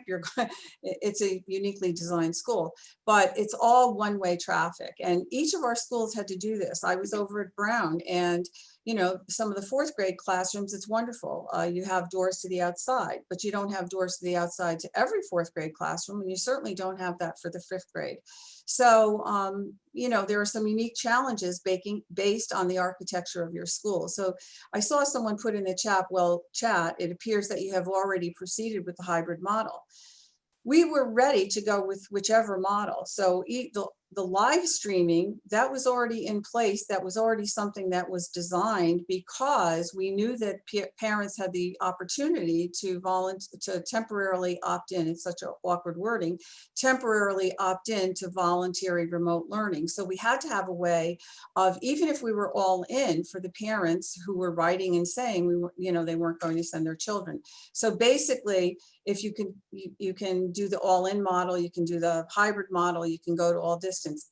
The plans were meant to be very fluid, because just like everyone left on either March 12th or March 13th across the state, some districts left at different times. I think you left on March 12th, and March 13th, Friday, March 13th was your first day not in school. We left abruptly. I mean, it was decided that, you know, I think by Monday, the governor said everyone had to be out of the school. So some children in some districts never even got a chance to take the materials out of their desks. They went home on the 12th, and not everyone knew that they wouldn't be returning on the 13th. And actually that could happen again. You know, if we do have a surge at some point, the governor could shut down the schools, and that could really happen again. And that's why we have to figure out with the Chromebooks. Our little ones taking the Chromebooks back and forth. We're going to leave the Chromebooks home. Those are things that we still don't have all of those issues worked through, quite honestly, because this is an ever-changing dynamic process. It's fluid. That's the point I wanted to also get to. This is the way we're starting the year. Yes. That much is clear. And again, this is an operational decision, which is the role of the administration, which is why the board will not be voting on this. But can you talk about, you know,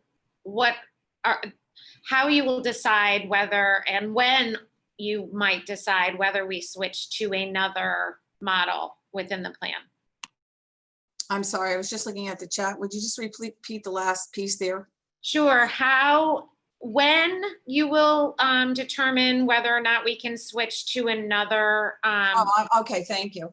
Okay. So I know that I said in my correspondence on Friday that I'd be looking at it and making a decision on October 9th. Certainly, if after, you know, the week of, I have to get my calendar, I think it's the 28th of September, we certainly could look at that week and move, you know, push it back or forward, whichever way you look at that calendar.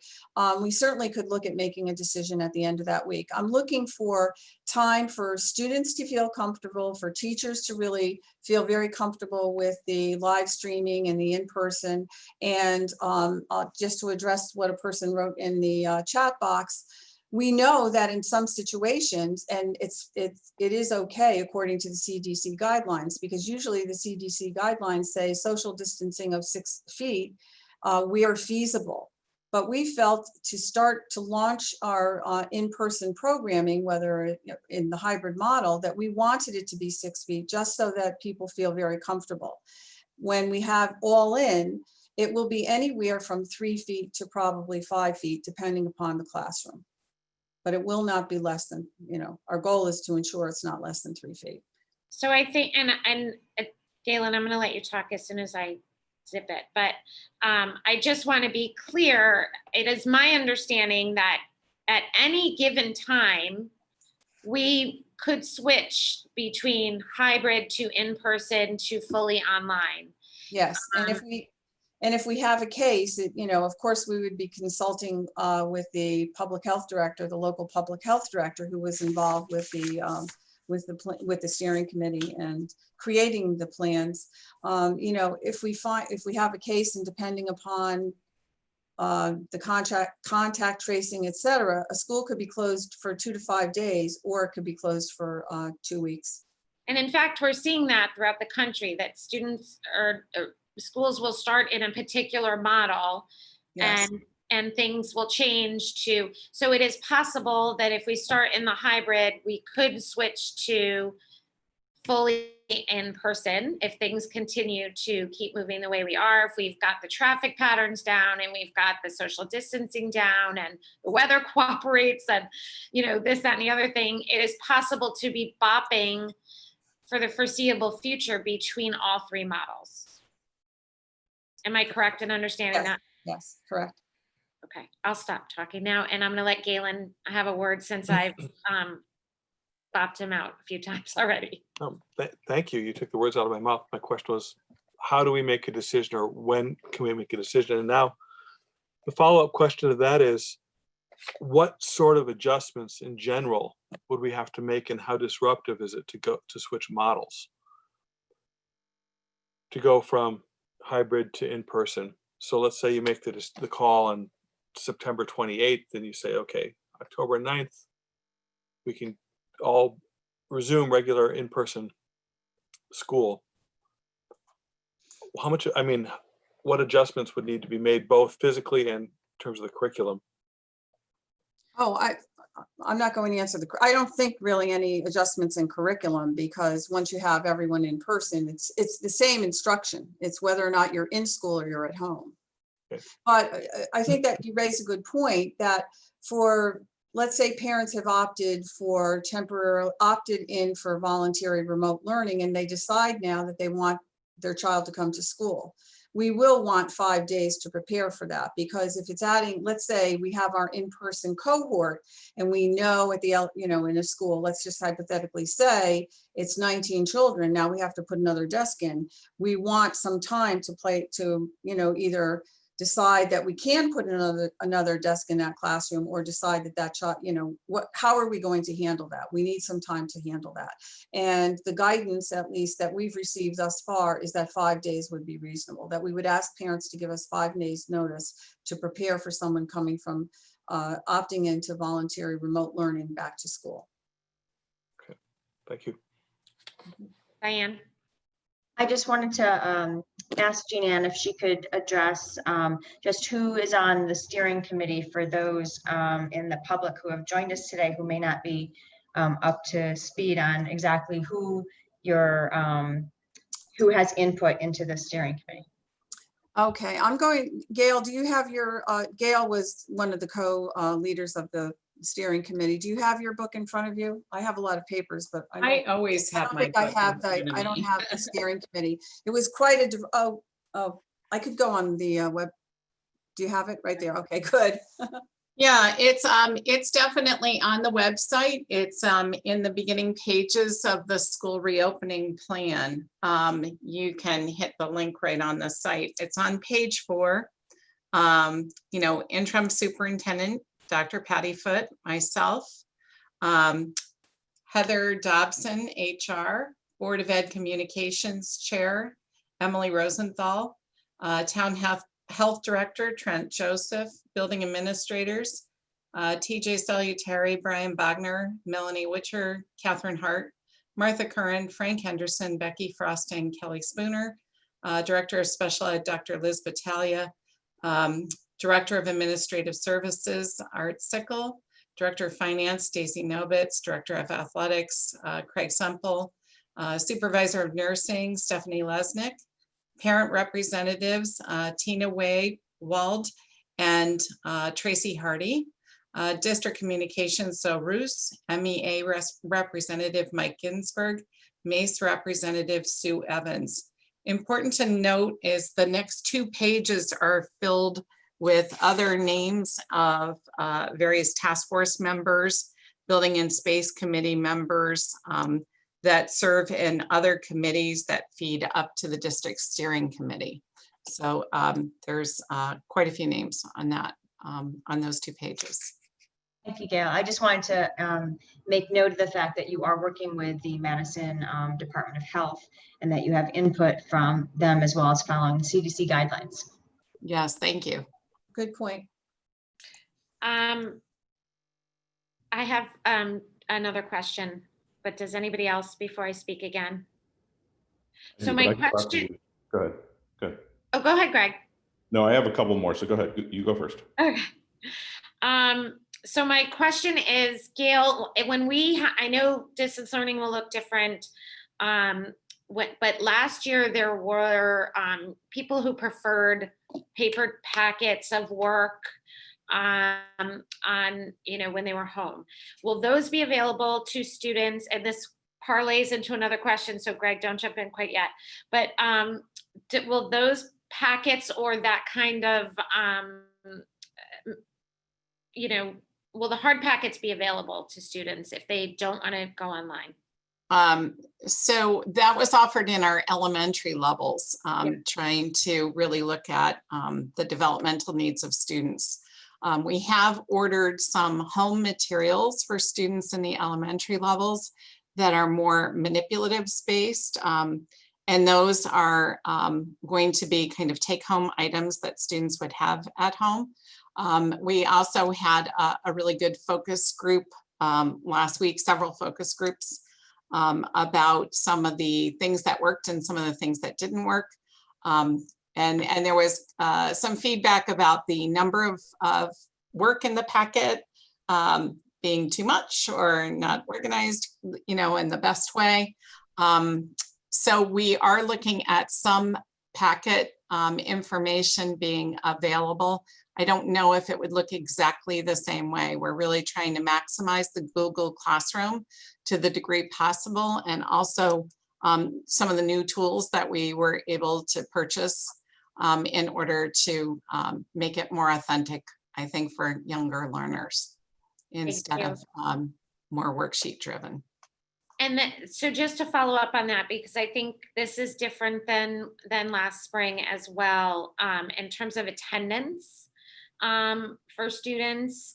So those days at home are going to be a little bit different than they were in the spring, in that there will be more attendance called. And can you talk, either of you talk a little bit about that and what the responsibility level is for that? I believe that the state's offering more guidance on attendance.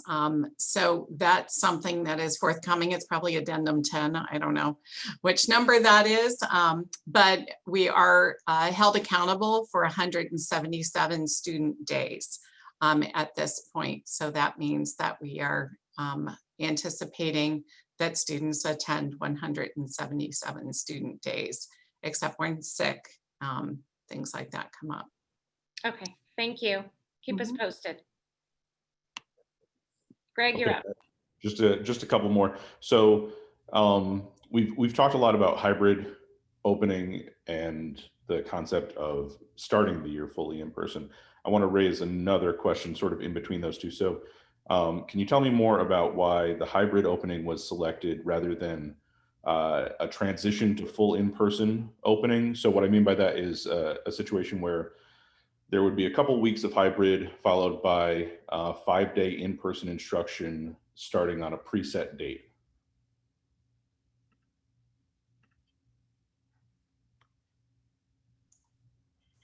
I can clarify that if that was confusing. No, it's not confusing. I guess our transition, the way we looked at the transition, is that we were looking for a solid few weeks to establish protocols and routines and to see what the infection rate is. Because if we're going to see any spike in infection, and I do, having been on the call this morning, right now there are 2 active cases of COVID in Madison, and it's among the high school age population.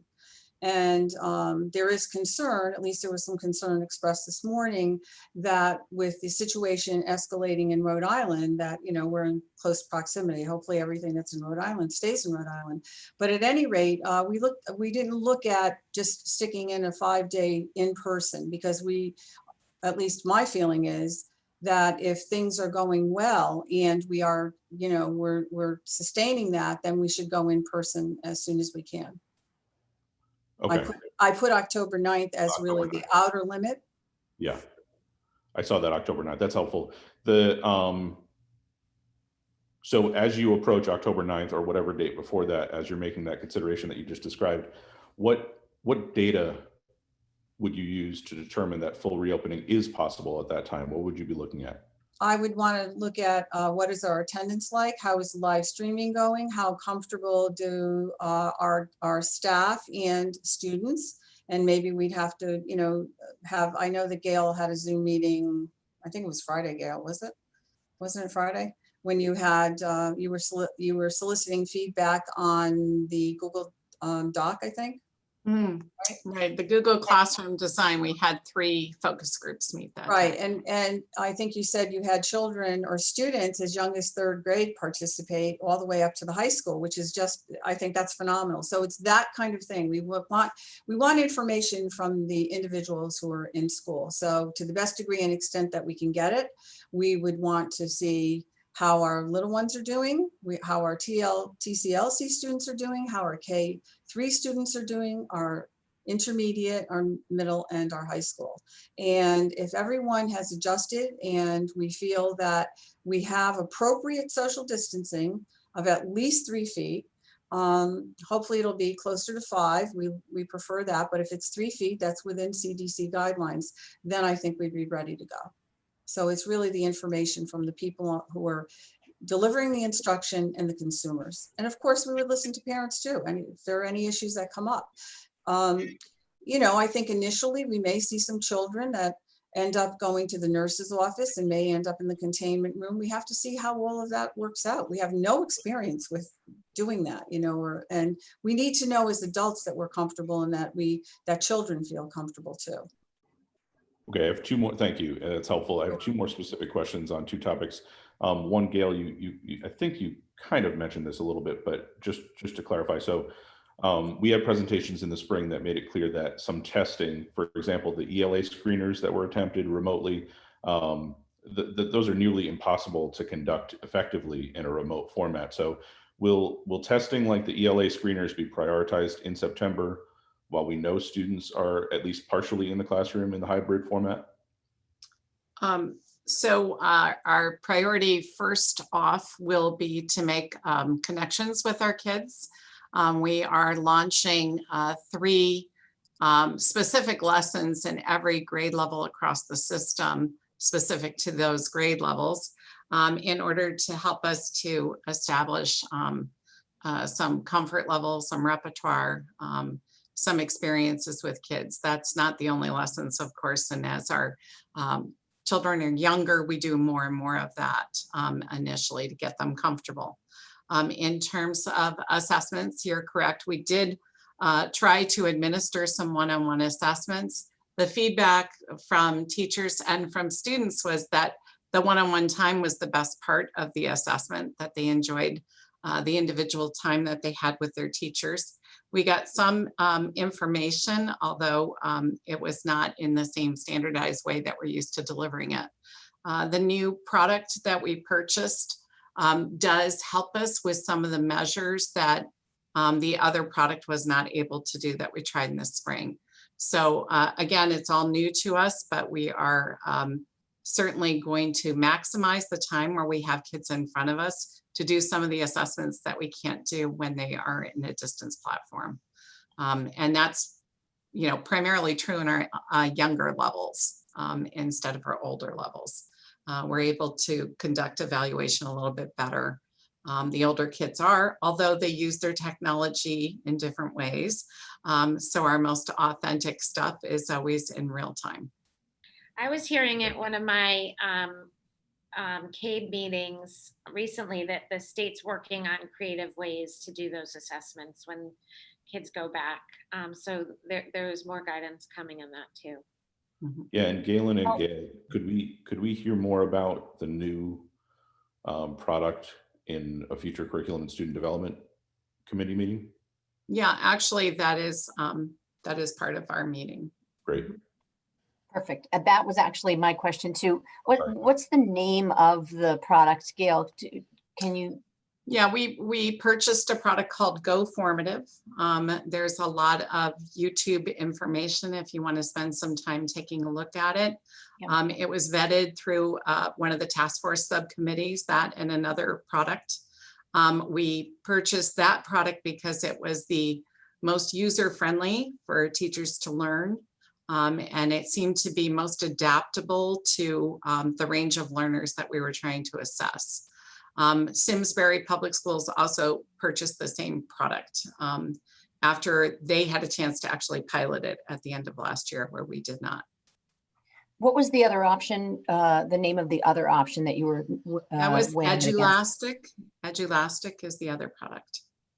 All right, thank you.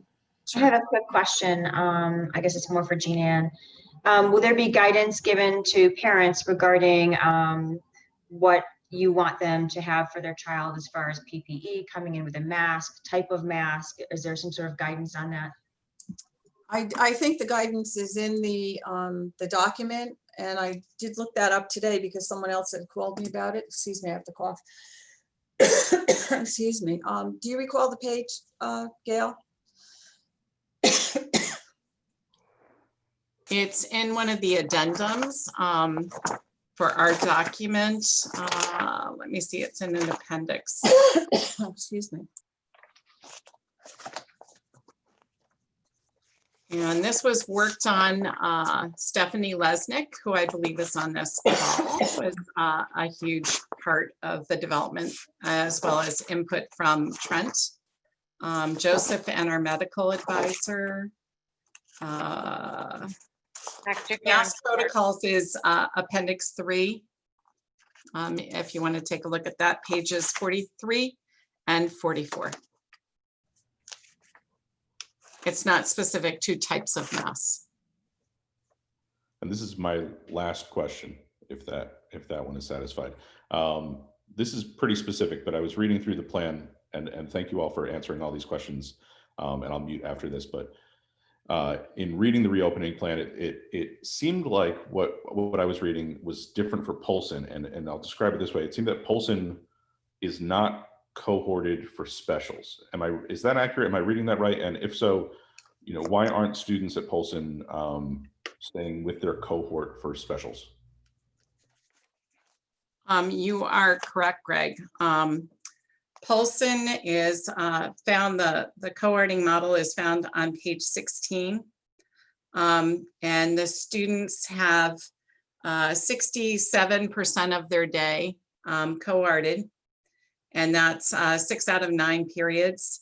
And the others are rotating to related arts periods, allowing for student choice. And you will see that the state guidelines said cohorting to the degree possible or feasible, in particular grades K through 8, and then the high school one possible. So we tried to come up with some creative ways to do that.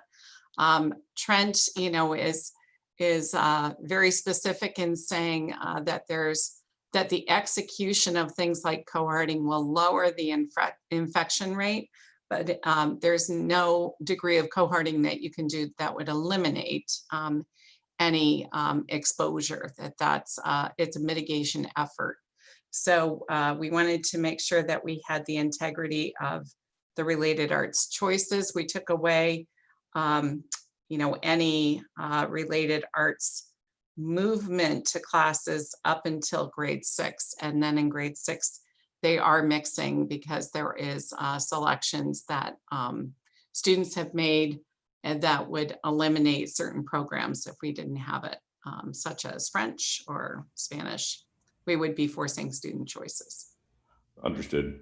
I will say that out of everything that I read in the plan, that is maybe the main thing that I'm concerned about. I'm worried about kids in those grades at those ages being blended or uncohorted, I don't know, whatever the best word is, for about a third of the day. That seems troubling. So there's no good answer to a lot of this, but I'm just raising that as a flag that I had when I was reading. Any other board member questions or comments before we move on to board member comments? Go ahead, Tom. Yeah, I'll be quick. This I think is for Jean Ann. I understand this is probably an area similar to what Greg just mentioned, that there really are no best practices. But Jean Ann, at the beginning of your presentation, I think you mentioned that you had an opportunity to be on a call with your some of the regional superintendents. And I don't want to mischaracterize what you said, but it seemed like there was a general sense that the hybrid was a model they were leaning to in this imperfect world. Without getting into specifics, I was wondering if there was anything that you could share from your conversations with the other superintendents that might be helpful to us as we're listening, just in terms of general commentary that you were hearing from other districts who may have said, hybrid might be the way we need to go. Yes, certainly. So yes, most of them were going to the hybrid model. I think fewer of the smaller, very smaller districts were going all in.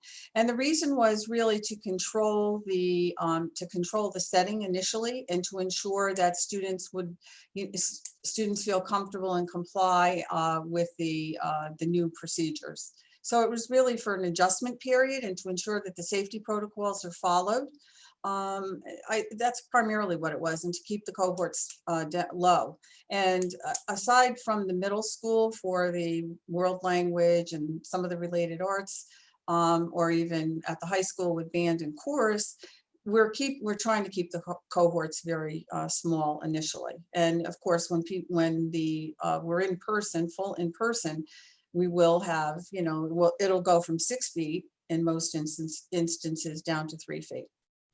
And Jean Ann, can you just remind the board, or maybe Diane, this might be a question for you because you go to the Learn meetings, how many schools are in our region, or how many districts are in our region? Well, I know the calls, the Zoom meetings that I've been on, it's usually about 37 people, but I think it's the Shoreline superintendents and the Middlesex County superintendents. So they usually come together. We usually come together on Thursdays. Okay. I will say that Learn, like everyone else, had to submit their proposal July 28th, I think it was. And they have almost an identical plan for hybrid reopening as ours. And they have the magnet schools as well. There are multiple different schools, and their students come not just from one town, they come from all over because they are magnet schools and charter schools. So, but they are doing, it's almost an identical hybrid reopening plan. Thank you, Diane. And don't feel bad because I used to be the Learn liaison and I didn't know the answer to that question. Are there any other questions from the board before we move on in the agenda? I just would like to say, I think Katie, your point that you made earlier about that this is a model that is fluid, and I know it's been said over and over again, but I think that is,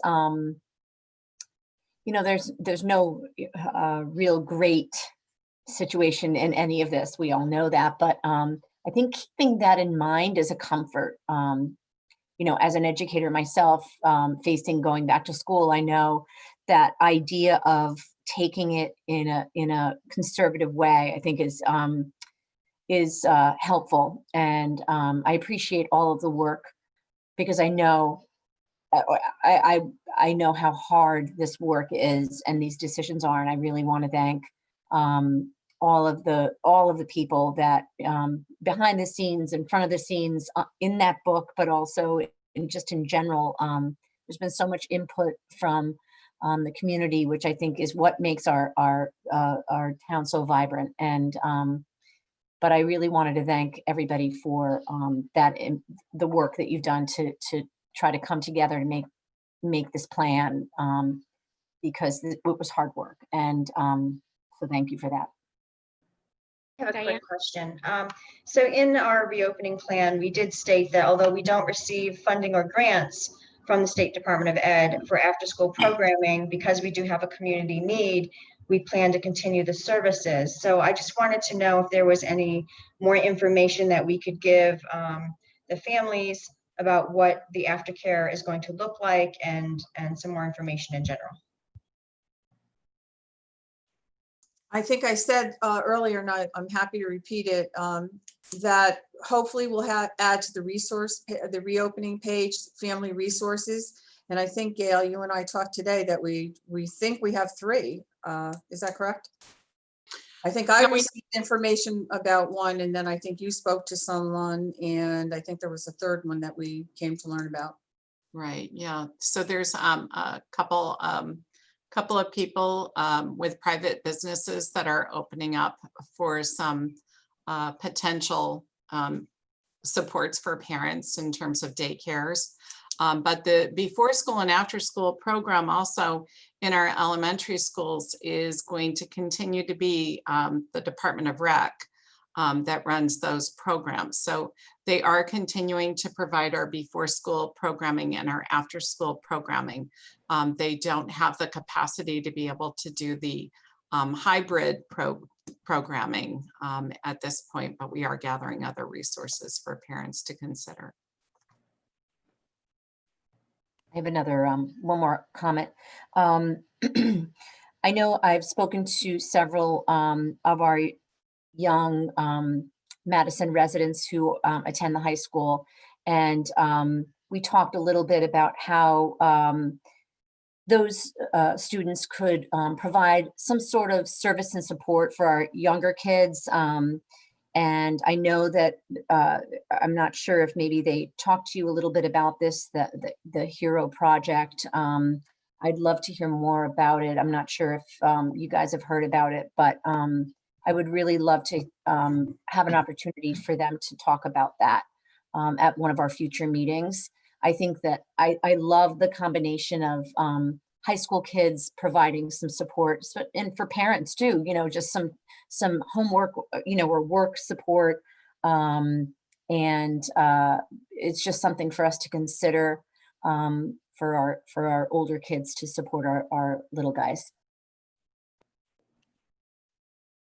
Okay. So we're moving on to board member comments.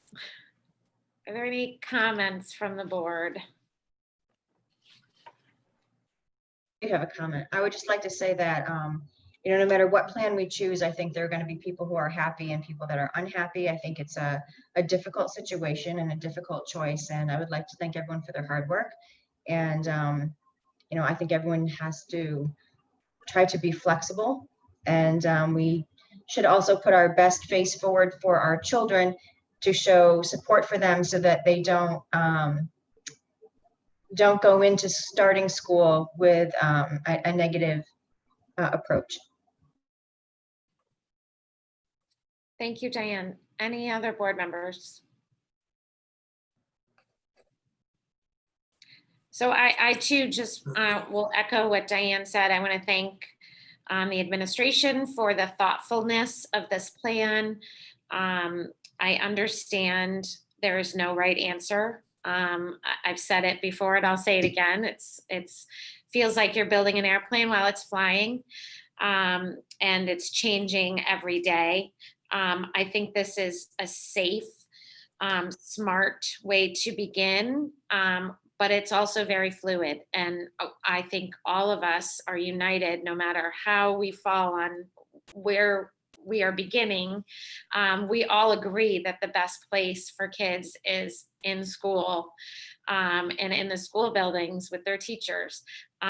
Unfortunately, COVID thinks differently, and I am glad that starting in this hybrid approach will give us an opportunity to make sure that our traffic patterns are safe, the kids getting through the classrooms are safe, the teachers have what they need, we have supplies, we have all of the many mechanics that are going to be required to do this successfully for everybody, staff, teachers, parents, families, and students, obviously, that this will give us a good way to test that out, not test that out, but work through it in a very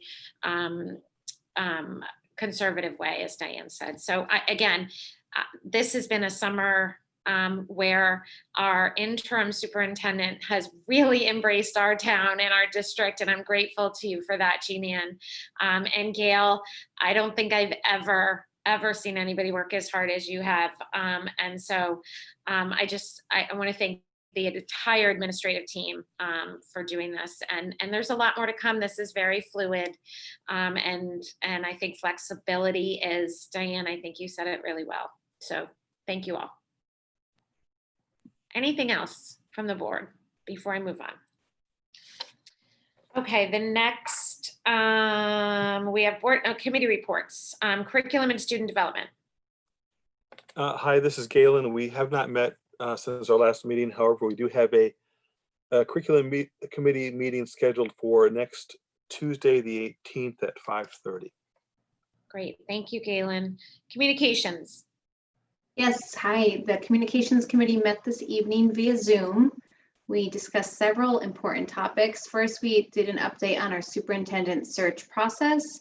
The website has been updated with the most recent information, such as the candidate profile that was shared on the website, as well as social media.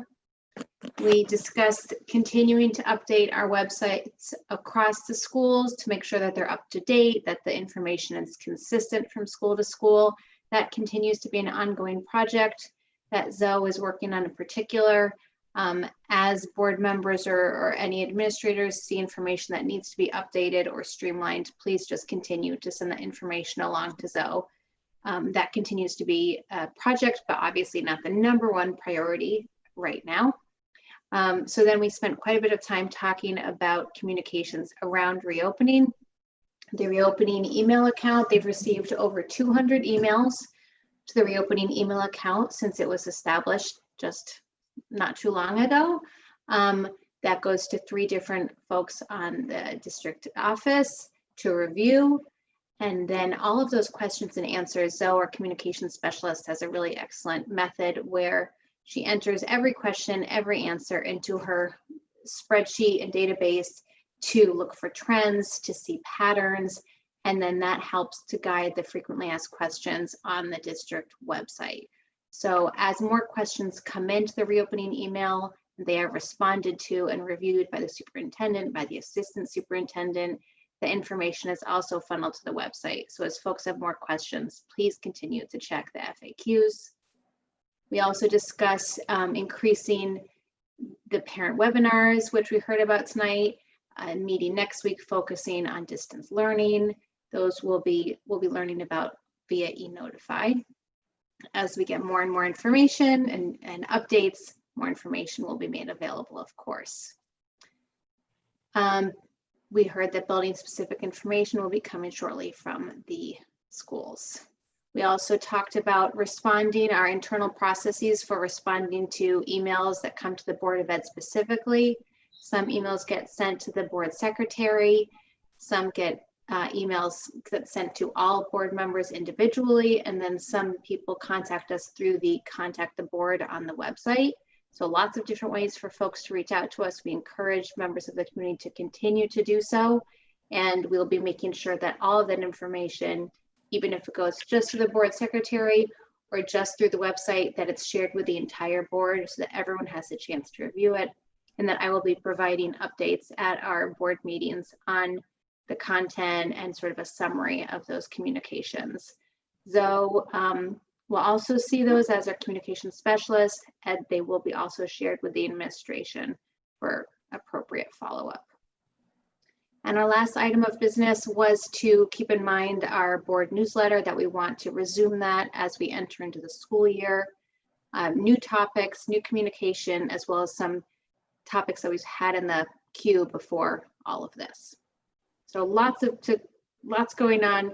Thank goodness for Zoe, our communication specialist, who's working really hard with Dr. Pattyfoot, with Gail, with our webmasters. So much communication is going out there and is constantly being updated. So appreciate all of her efforts in particular. Agreed. End of report. Thank you, Emily. Facilities Committee. Thank you, Katie. The Facilities Committee met on July 28th. Bill McMinn took us through a report of the work being done, particularly into COVID-19 preparations. Jean covered a good piece of that in her presentation with respect to the HVAC assessments, the assessments around clean air coming into the building, so I won't repeat over that. Bill and his team have done work, again, under the COVID umbrella, to make sure that the isolation rooms in all the buildings are set. They have installed water bottle filling stations in a number of the schools. 6 sinks have been added or being added to Jeffrey. And there's also been some space modifications to make sure that we're able to achieve the social distancing needs that have been talked about already. And Bill also gave a report on the PPE supplying of the various buildings. And Bill can jump in here, but just in general, I asked Bill a general question recently about, how close we are being ready to open the buildings. And with some just minor modifications of moving furniture and things, we, from a facilities perspective, we would be ready in a week if we had to open that early. So they've made really good progress in some really difficult times. And as Jean said, these buildings do not lend themselves to dealing with a pandemic and all the requirements that are laid out by the CDC. But so that's in good shape. One thing, and this really is, it's old business, but it is an action item. The committee did entertain a discussion on the solar panels. This had been before the board. I'll go quickly over this, but the concept of putting in solar panels up at Daniel Hand. Daniel Hand is a significant user of the municipal budget when it comes to utilities. And the board had entertained and approved earlier the idea of installing a carport. For various reasons, the Facilities Committee wanted to re-examine that proposal, and we've done that over a couple of committee sessions. Peggy Lyons was with us at the last meeting, and what we came up with and what the committee voted on was to put to the board the recommendation that we endorse a proposal to have 2 carport solar panels, one at Polson and one at Hand, presented to the Board of Selectmen for its consideration and for an RFP process to look over the pricing on something like that. We do think it is advisable to do. We've gone through a lot of different variations. We've looked at solar panels not in carports. We've looked at them and I think ruled them out on having them at the ground. We think this is a good proposal, and Bill and his team are ready to go forward. So if appropriate, I think later on for an action item, I'd ask the board to endorse a recommendation to the Board of Selectmen to investigate the idea of putting 2 carport solar panels, one at Polson and one at Hand. Tom, are you making a formal motion to add that to the agenda? Because I don't have it on our action item list. Yeah, I am, but I can, timing is, we can probably do it at the next full board meeting. I should have had it for this one, but if we could put it at that one. Bill, I think the timing will be fine. One of the things we also added is that if there is ultimate approval, the committee would not want any work done before November 1, given everything else that's going on in the district. So I think the timing will be fine. I don't want to rush through that. So Tom, I will make a note of that. Billy, hopefully that's okay. And we will make sure it's added to our next agenda in 2 weeks. Work? Yes. Yep. Okay. Yeah. Okay. Our next meeting is on August 18th. We'll be reviewing updates for the CIP and have a recommendation for the board and a report. Thank you. Finance Committee.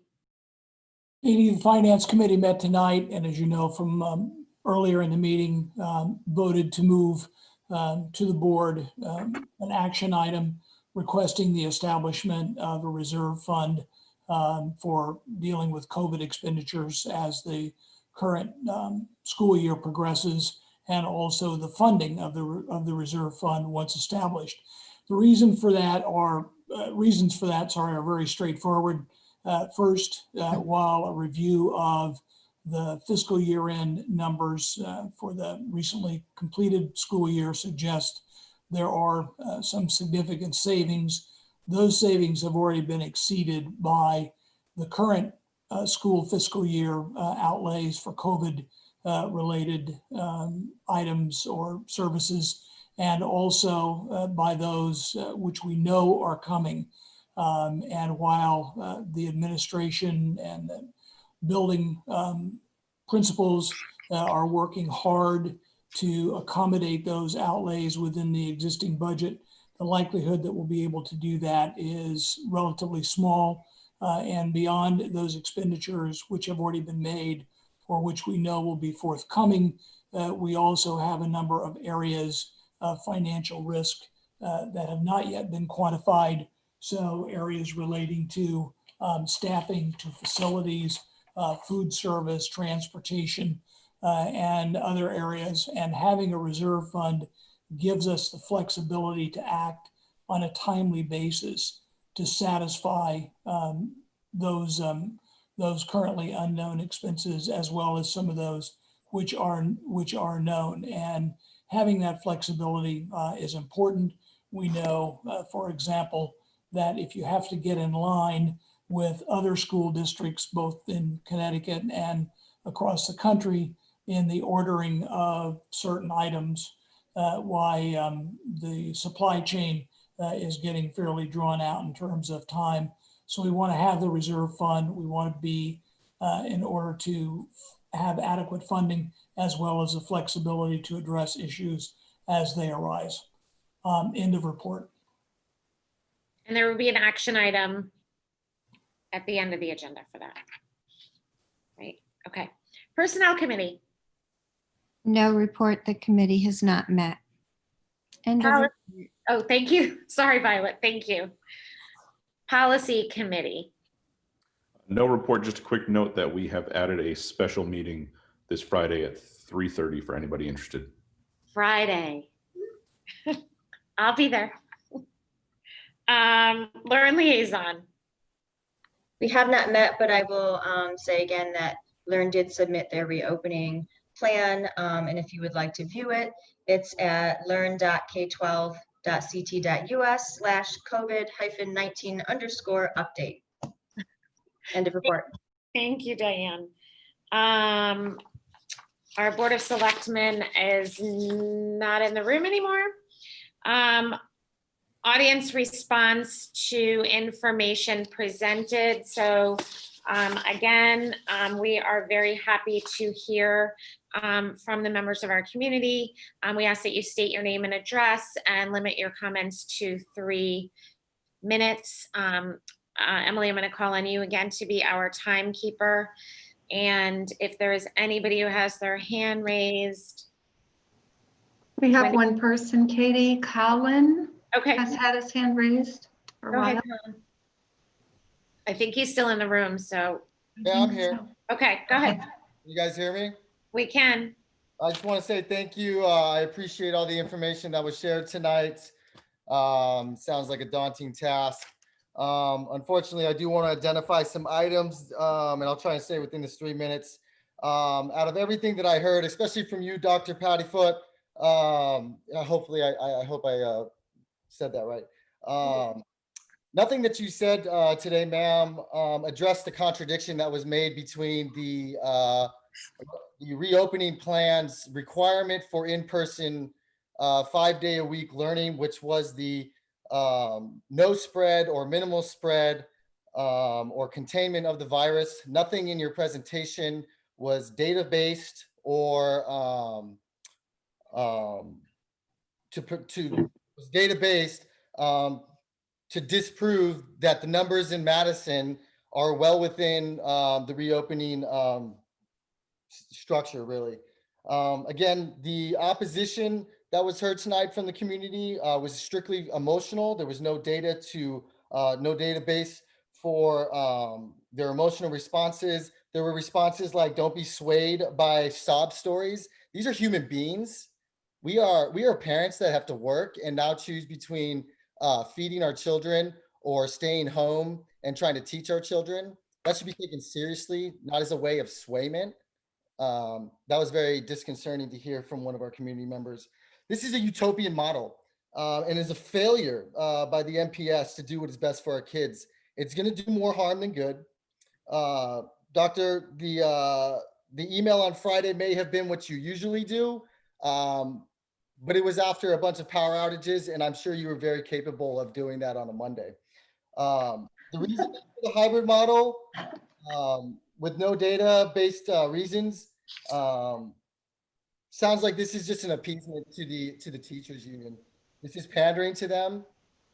We all are working with inherent dangers, and it's very disappointing to see the decisions made by the board. I will just end with the reiteration that 1 in 4 students did not participate in the distance learning or minimally participated in the spring. This will fall on the shoulders of the MPS, and I'm deeply saddened by your decision. Thank you. Thank you. Anybody else, Wendy? There was something. I'm sorry, Katie, I had to mute. I had a sneezing attack. That's okay. There was something in the chat that Jake Dagnall had asked me to read. Yes, we have 5 questions in the Q&A. And now I can't find it. Can I bother you to read? Oh, absolutely. So, Jake. So Jake said, it looks like he has his hand up too, though. I think he's. Oh, he's still here. Oh, he does. Oh, he's here. Yeah, I think he wants to speak. There he is. Sorry, Jake. Hi, can you guys hear me? Yes. Okay, I was trying to stress that I am really disappointed. I'm a student at hand. I'm going to be a senior. So obviously this whole reopening plan is really important to me because it's, you know, my last year of high school. I want to make sure that this is something worthwhile and something that's actually effective. And basically what I am trying to stress is that there has been next to no student feedback whatsoever. And that's really disappointing because personally last year was a failure for me. It was an absolute failure. I was taking 3 AP classes and 2 honors classes. 2/3 of the year I was doing just fine. I had football. I was on my board of Madison Youth and Family Services position. I was leading a club. I was doing a ton of extracurriculars and I was managing my schoolwork just fine, including with finals. And then once distance learning came around, I'm staying up consistently until 3 a.m. every single night for 3 weeks. Every single night doing work from the second I go on to online to start school to the second I close my computer at 3 a.m. And that is not good for me, okay? That was really detrimental to my mental health. I tried bringing it to people. I was pushed away. I tried making appointments to meet with administration and I was pushed away. It's really disappointing to hear that students' voices and student feedback isn't a priority in the reopening plan because like I just heard, this is a utopian model. This is what we want as an ideal. But the reality of it is you're not going to get even close to the ideal or the reality of the situation without understanding the audience that's getting all the stuff first. We have so many different things to share. There are so many different people who are interested in getting involved and getting their voice heard, and no one is willing to hear. This little committee that we talked about where we're getting student feedback, that was to talk about how the Google Classroom page should look. There was nothing else, like there was no open-ended response. Here's what I want to say. Here's what I feel needs to be said. And there was really no attention paid to the survey either. I talked to Mr. Salutary about the survey. I told him that the survey could have been improved tenfold. It didn't even talk about the right things. It was basically sectioning things into categories where you couldn't actually correlate the data with classes. There was no feedback given at the end of the year, no surveys by individual classes. The only class that I was asked to do any sort of feedback for was gym class. Gym class. That's ridiculous. The school wants to be better. The Board of Ed wants to know what's going on and how to be most effective. The administrators want to know how to fix what all the problems going on in the school. Why don't we start talking to the people who are going through the problems, who know the problems best and can actually voice what needs to be done? I'm sorry if I'm coming across as aggressive and angry and upset, because honestly, I am. I don't feel heard. I'm really concerned that no one cares that I don't feel heard. And I'm really worried that the whole school year is going to be a complete failure because of the way it's being handled right now. We have ample time to fix this. We have plenty of resources that we can get all this stuff in place so that we can have as close to a good school year as possible, and we can try to make sure that I'm going to have a normal senior year. But nothing is being done. We're assuming that the things we're doing are just fine. We're not looking to make any improvements. We're really just looking to the parents, which, I mean, honestly, my parents don't know anything about what I do at school. They don't know what my classes are like. They don't know what it's like to be a student. They don't know the pressure. They don't know anything about what it's like to be a student. There's a generation gap, and we need to address it by taking the youth feedback.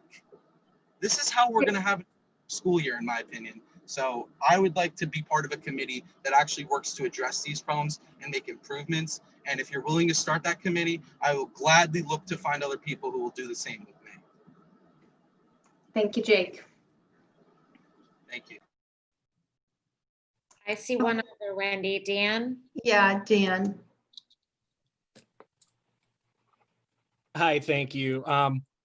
First, I want to, acknowledge everyone in the hard work that you guys have done, and I don't want to sound unappreciative of that. And I know everyone is doing their best. I wanted to clarify kind of my feelings on this issue of full-time in-person instruction, and I wish that we would view that as an essential service, and build a plan that started from full-time instruction and figuring out how to do it, as opposed to looking for reasons to not do it. And to make, kind of an absurd analogy here, but to get my point across, look at, our other essential services, like our utilities. We've all just been through a blackout. Well, let's say that Eversource came back and said, due to a minimal risk of our engineers contracting COVID while restoring your power, we've made the decision to only provide you with electricity on Mondays and Tuesdays. Wednesday, everyone in town will be without electricity. And then on Thursday and Friday, we'll provide you with a Chromebook to watch the other half of town use their electricity. So it's absurd, but that's my point. Full-time in-person instruction is a vital service that our students desperately need. And I wish that we would treat it the same way as we do our other essential services. Thanks. Thank you, Dan. Katie, we have 5 open questions in the question and answer box. I don't know if you can see them. I open 5. Yes. Hang on. Let me go to the top. Okay. I think. Starting with Jody Ward. Is that correct? We actually have one prior to Jody. An anonymous attendee asked, how are students at home going to ask questions live? That came in at about 5 of 9. So that question may have already been answered. Okay. So then the next question is for families that need to join pods in order to have live teaching for parents that both work full-time, will there be lessons available for non-in-school days that can be taught instead of children watching live stream classroom lessons? I was trying to get to that, Gail, with my question that I asked about the packets. Mm-hmm. And then I'm not quite sure if I'm understanding this question correctly. Join pods, that need to join pods in order. So I think they mean another cohort, or pods are being considered groups of kids that are considered like siblings. So they're traveling in the same packs. I think that's what that means. Yeah, so the Google Classroom functions will be open. So if you missed a lesson or if you missed an activity, then the students would log on to Google Classroom and they could complete that, on the weekend following the sessions. And then just to stay true, Gail, I'm going to read these. I don't know, and I'm going to read them because. I have a quick question about that, though. Can you just hang on 1 second so I can finish my thought? Just to stay true to what we said in the beginning, we're not doing back and forth, so I don't want to be disingenuous to people that maybe had questions in their comments earlier. So I'm going to read these questions just because I'm not sure I can print them. So Emily, maybe if you could just take notes, or so that we can get them to the administration to maybe answer through Zoe at a later time. And Diane, I'm sorry, if you want to go before I read the next question, that's fine. No, it's just that there was a question before, the first question that Wendy said, it was about how do students ask questions live. It was touched upon, but it wasn't really answered. So I just want to make sure you include that in the, because I can't see it now. Okay. The next one is bopping between 3 models at any time would seem to pose unpredictable challenges to students, educators, and families alike. Is the Madison Public School didactic approach fundamentally committed to reinstating 5 days of in-person instruction as the primary model of choice, assuming the metrics would permit such? Will aftercare be offered? I think we addressed that. Will there be a cohort change flexibility, and will there be childcare alternatives offered? Thanks. Thank you, Nikki. Lindsay Weintraub wrote, what about the kids who will be in daycare during distance days and cannot participate in the distance learning portion? I have a kindergartner who I'm actually considered sending to private school now. If I do, will I be able to send him back to Jeffrey if you go full in person? Ainsley writes, after listening to the plan, the streaming instruction does not appear feasible for young children, both in home and that will be sitting in the classroom. Young children do not get lectured. They repeat and practice and interact. With that being said, how do you plan to measure the success, and how can we be assured that children still yield high achievement? Sounds like a great question for next week that we can maybe address, Jean Ann. Oh shoot. Okay, another anonymous. What are you actually going to do to hear these comments and make change? Is anyone going to listen to the student feedback? This is the second time I've heard Jake speak on behalf of the students saying they would be interested in giving feedback, and nothing appears to be getting done. Janice Wolf writes, I lost her, there she is. Just want to say thank you for all of your hard work. I'm thankful for the hybrid model as a way to balance social interactions for kids and lower number of students for the safety of our students and teachers. Colin wrote, Rachel wrote, for parents who will be forced to leave children at home to sign on the distance learning, what will the consequence be for attendance issues? Great question. Sorry, it keeps scrolling on me. Is that it? That is it. That's the end, Katie. Okay, that's If you click, there's 3 tabs though. There's the questions that are open, there's answered, and there's dismissed. And I don't know that all of them actually were gotten to. Do you know what I'm talking about, Katie? Yep. So Adam Zagorski wrote, what about special ed students? Mark Lombardi wrote, were any medical professionals consulted with respect to the decision to reopen hybrid model? If so, how do their credentials compare to those of Dr. Anthony Fauci, who recommended full return to in-person learning within the state of Connecticut? And then Jake spoke, so I think that's just reiterating, and that one we addressed. Okay, so I think I'm caught up on the chat. And then we have 2 more people with their hands raised. Okay. Michael Schwartz. Hi, it's us again. Hi.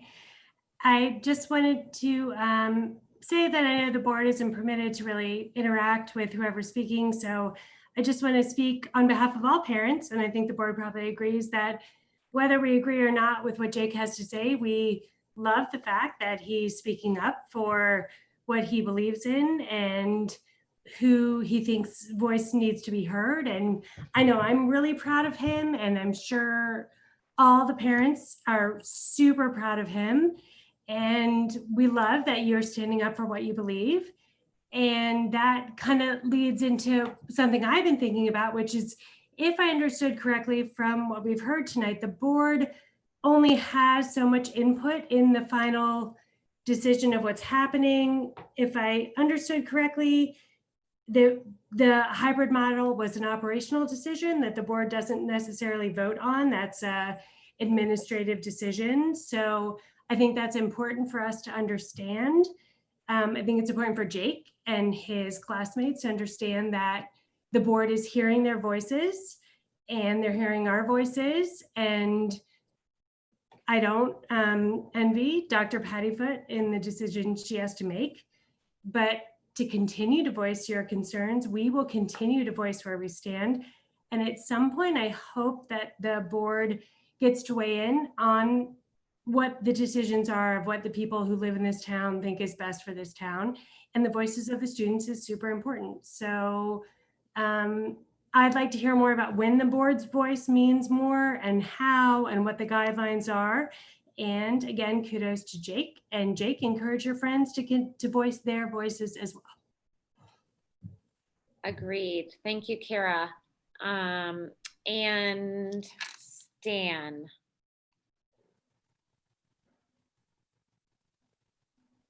Wendy, you with me? Yeah, I'm with you. I've asked him to unmute. Okay. I'm waiting for him. That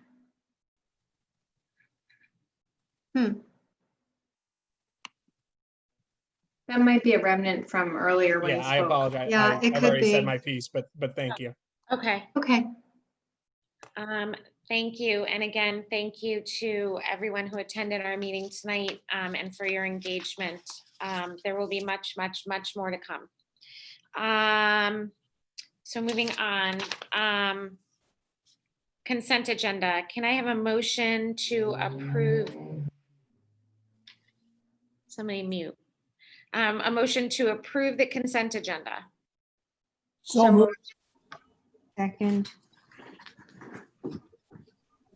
Discussion? All in favor? Aye. Aye. Opposed? Abstain? Motion carries. Can I have a motion to approve? You know what, before we do that, I would like to entertain Mr. Barnaby's motion from earlier. Can you just restate that motion? Yes, the action item is for the Board of Education to recommend to the Boards of Finance and Selectmen the establishment of and funding of a reserve fund to provide for COVID-related expenditures in the coming fiscal year, school fiscal year. That's the motion on the table. Second? You don't need one. Oh, I don't need one. Came out of committee. Thank you, Greg. Any discussion on that? All in favor? Aye. Aye. Opposed? Abstain? Motion carries. I need a motion to approve the minutes of the July 14th, 2020 Board of Education meeting. So moved, Diane. Thanks, Diane. Second? Second. Aye. Second. Thank you, Greg. Discussion? All in favor? Aye. Aye. Aye. Abstain? Motion carries. I need a motion, excuse me, to approve the minutes of the July 29th, 2020 Special Board of Education meeting. So moved, Diane. Second, Greg. Discussion? All in favor? Aye. Aye. Opposed? I didn't attend. Oh, thank you. So Violet abstain. Thank you for that reminder. All in favor? Oh, we did that. Motion carries. Any old business? Future agenda items? Meetings and dates of importance are attached. I need a motion to adjourn. So moved, Diane. Second, Greg. We are adjourned. Thank you, everybody. Have a good Thank evening. you. Bye. Thank you, everyone.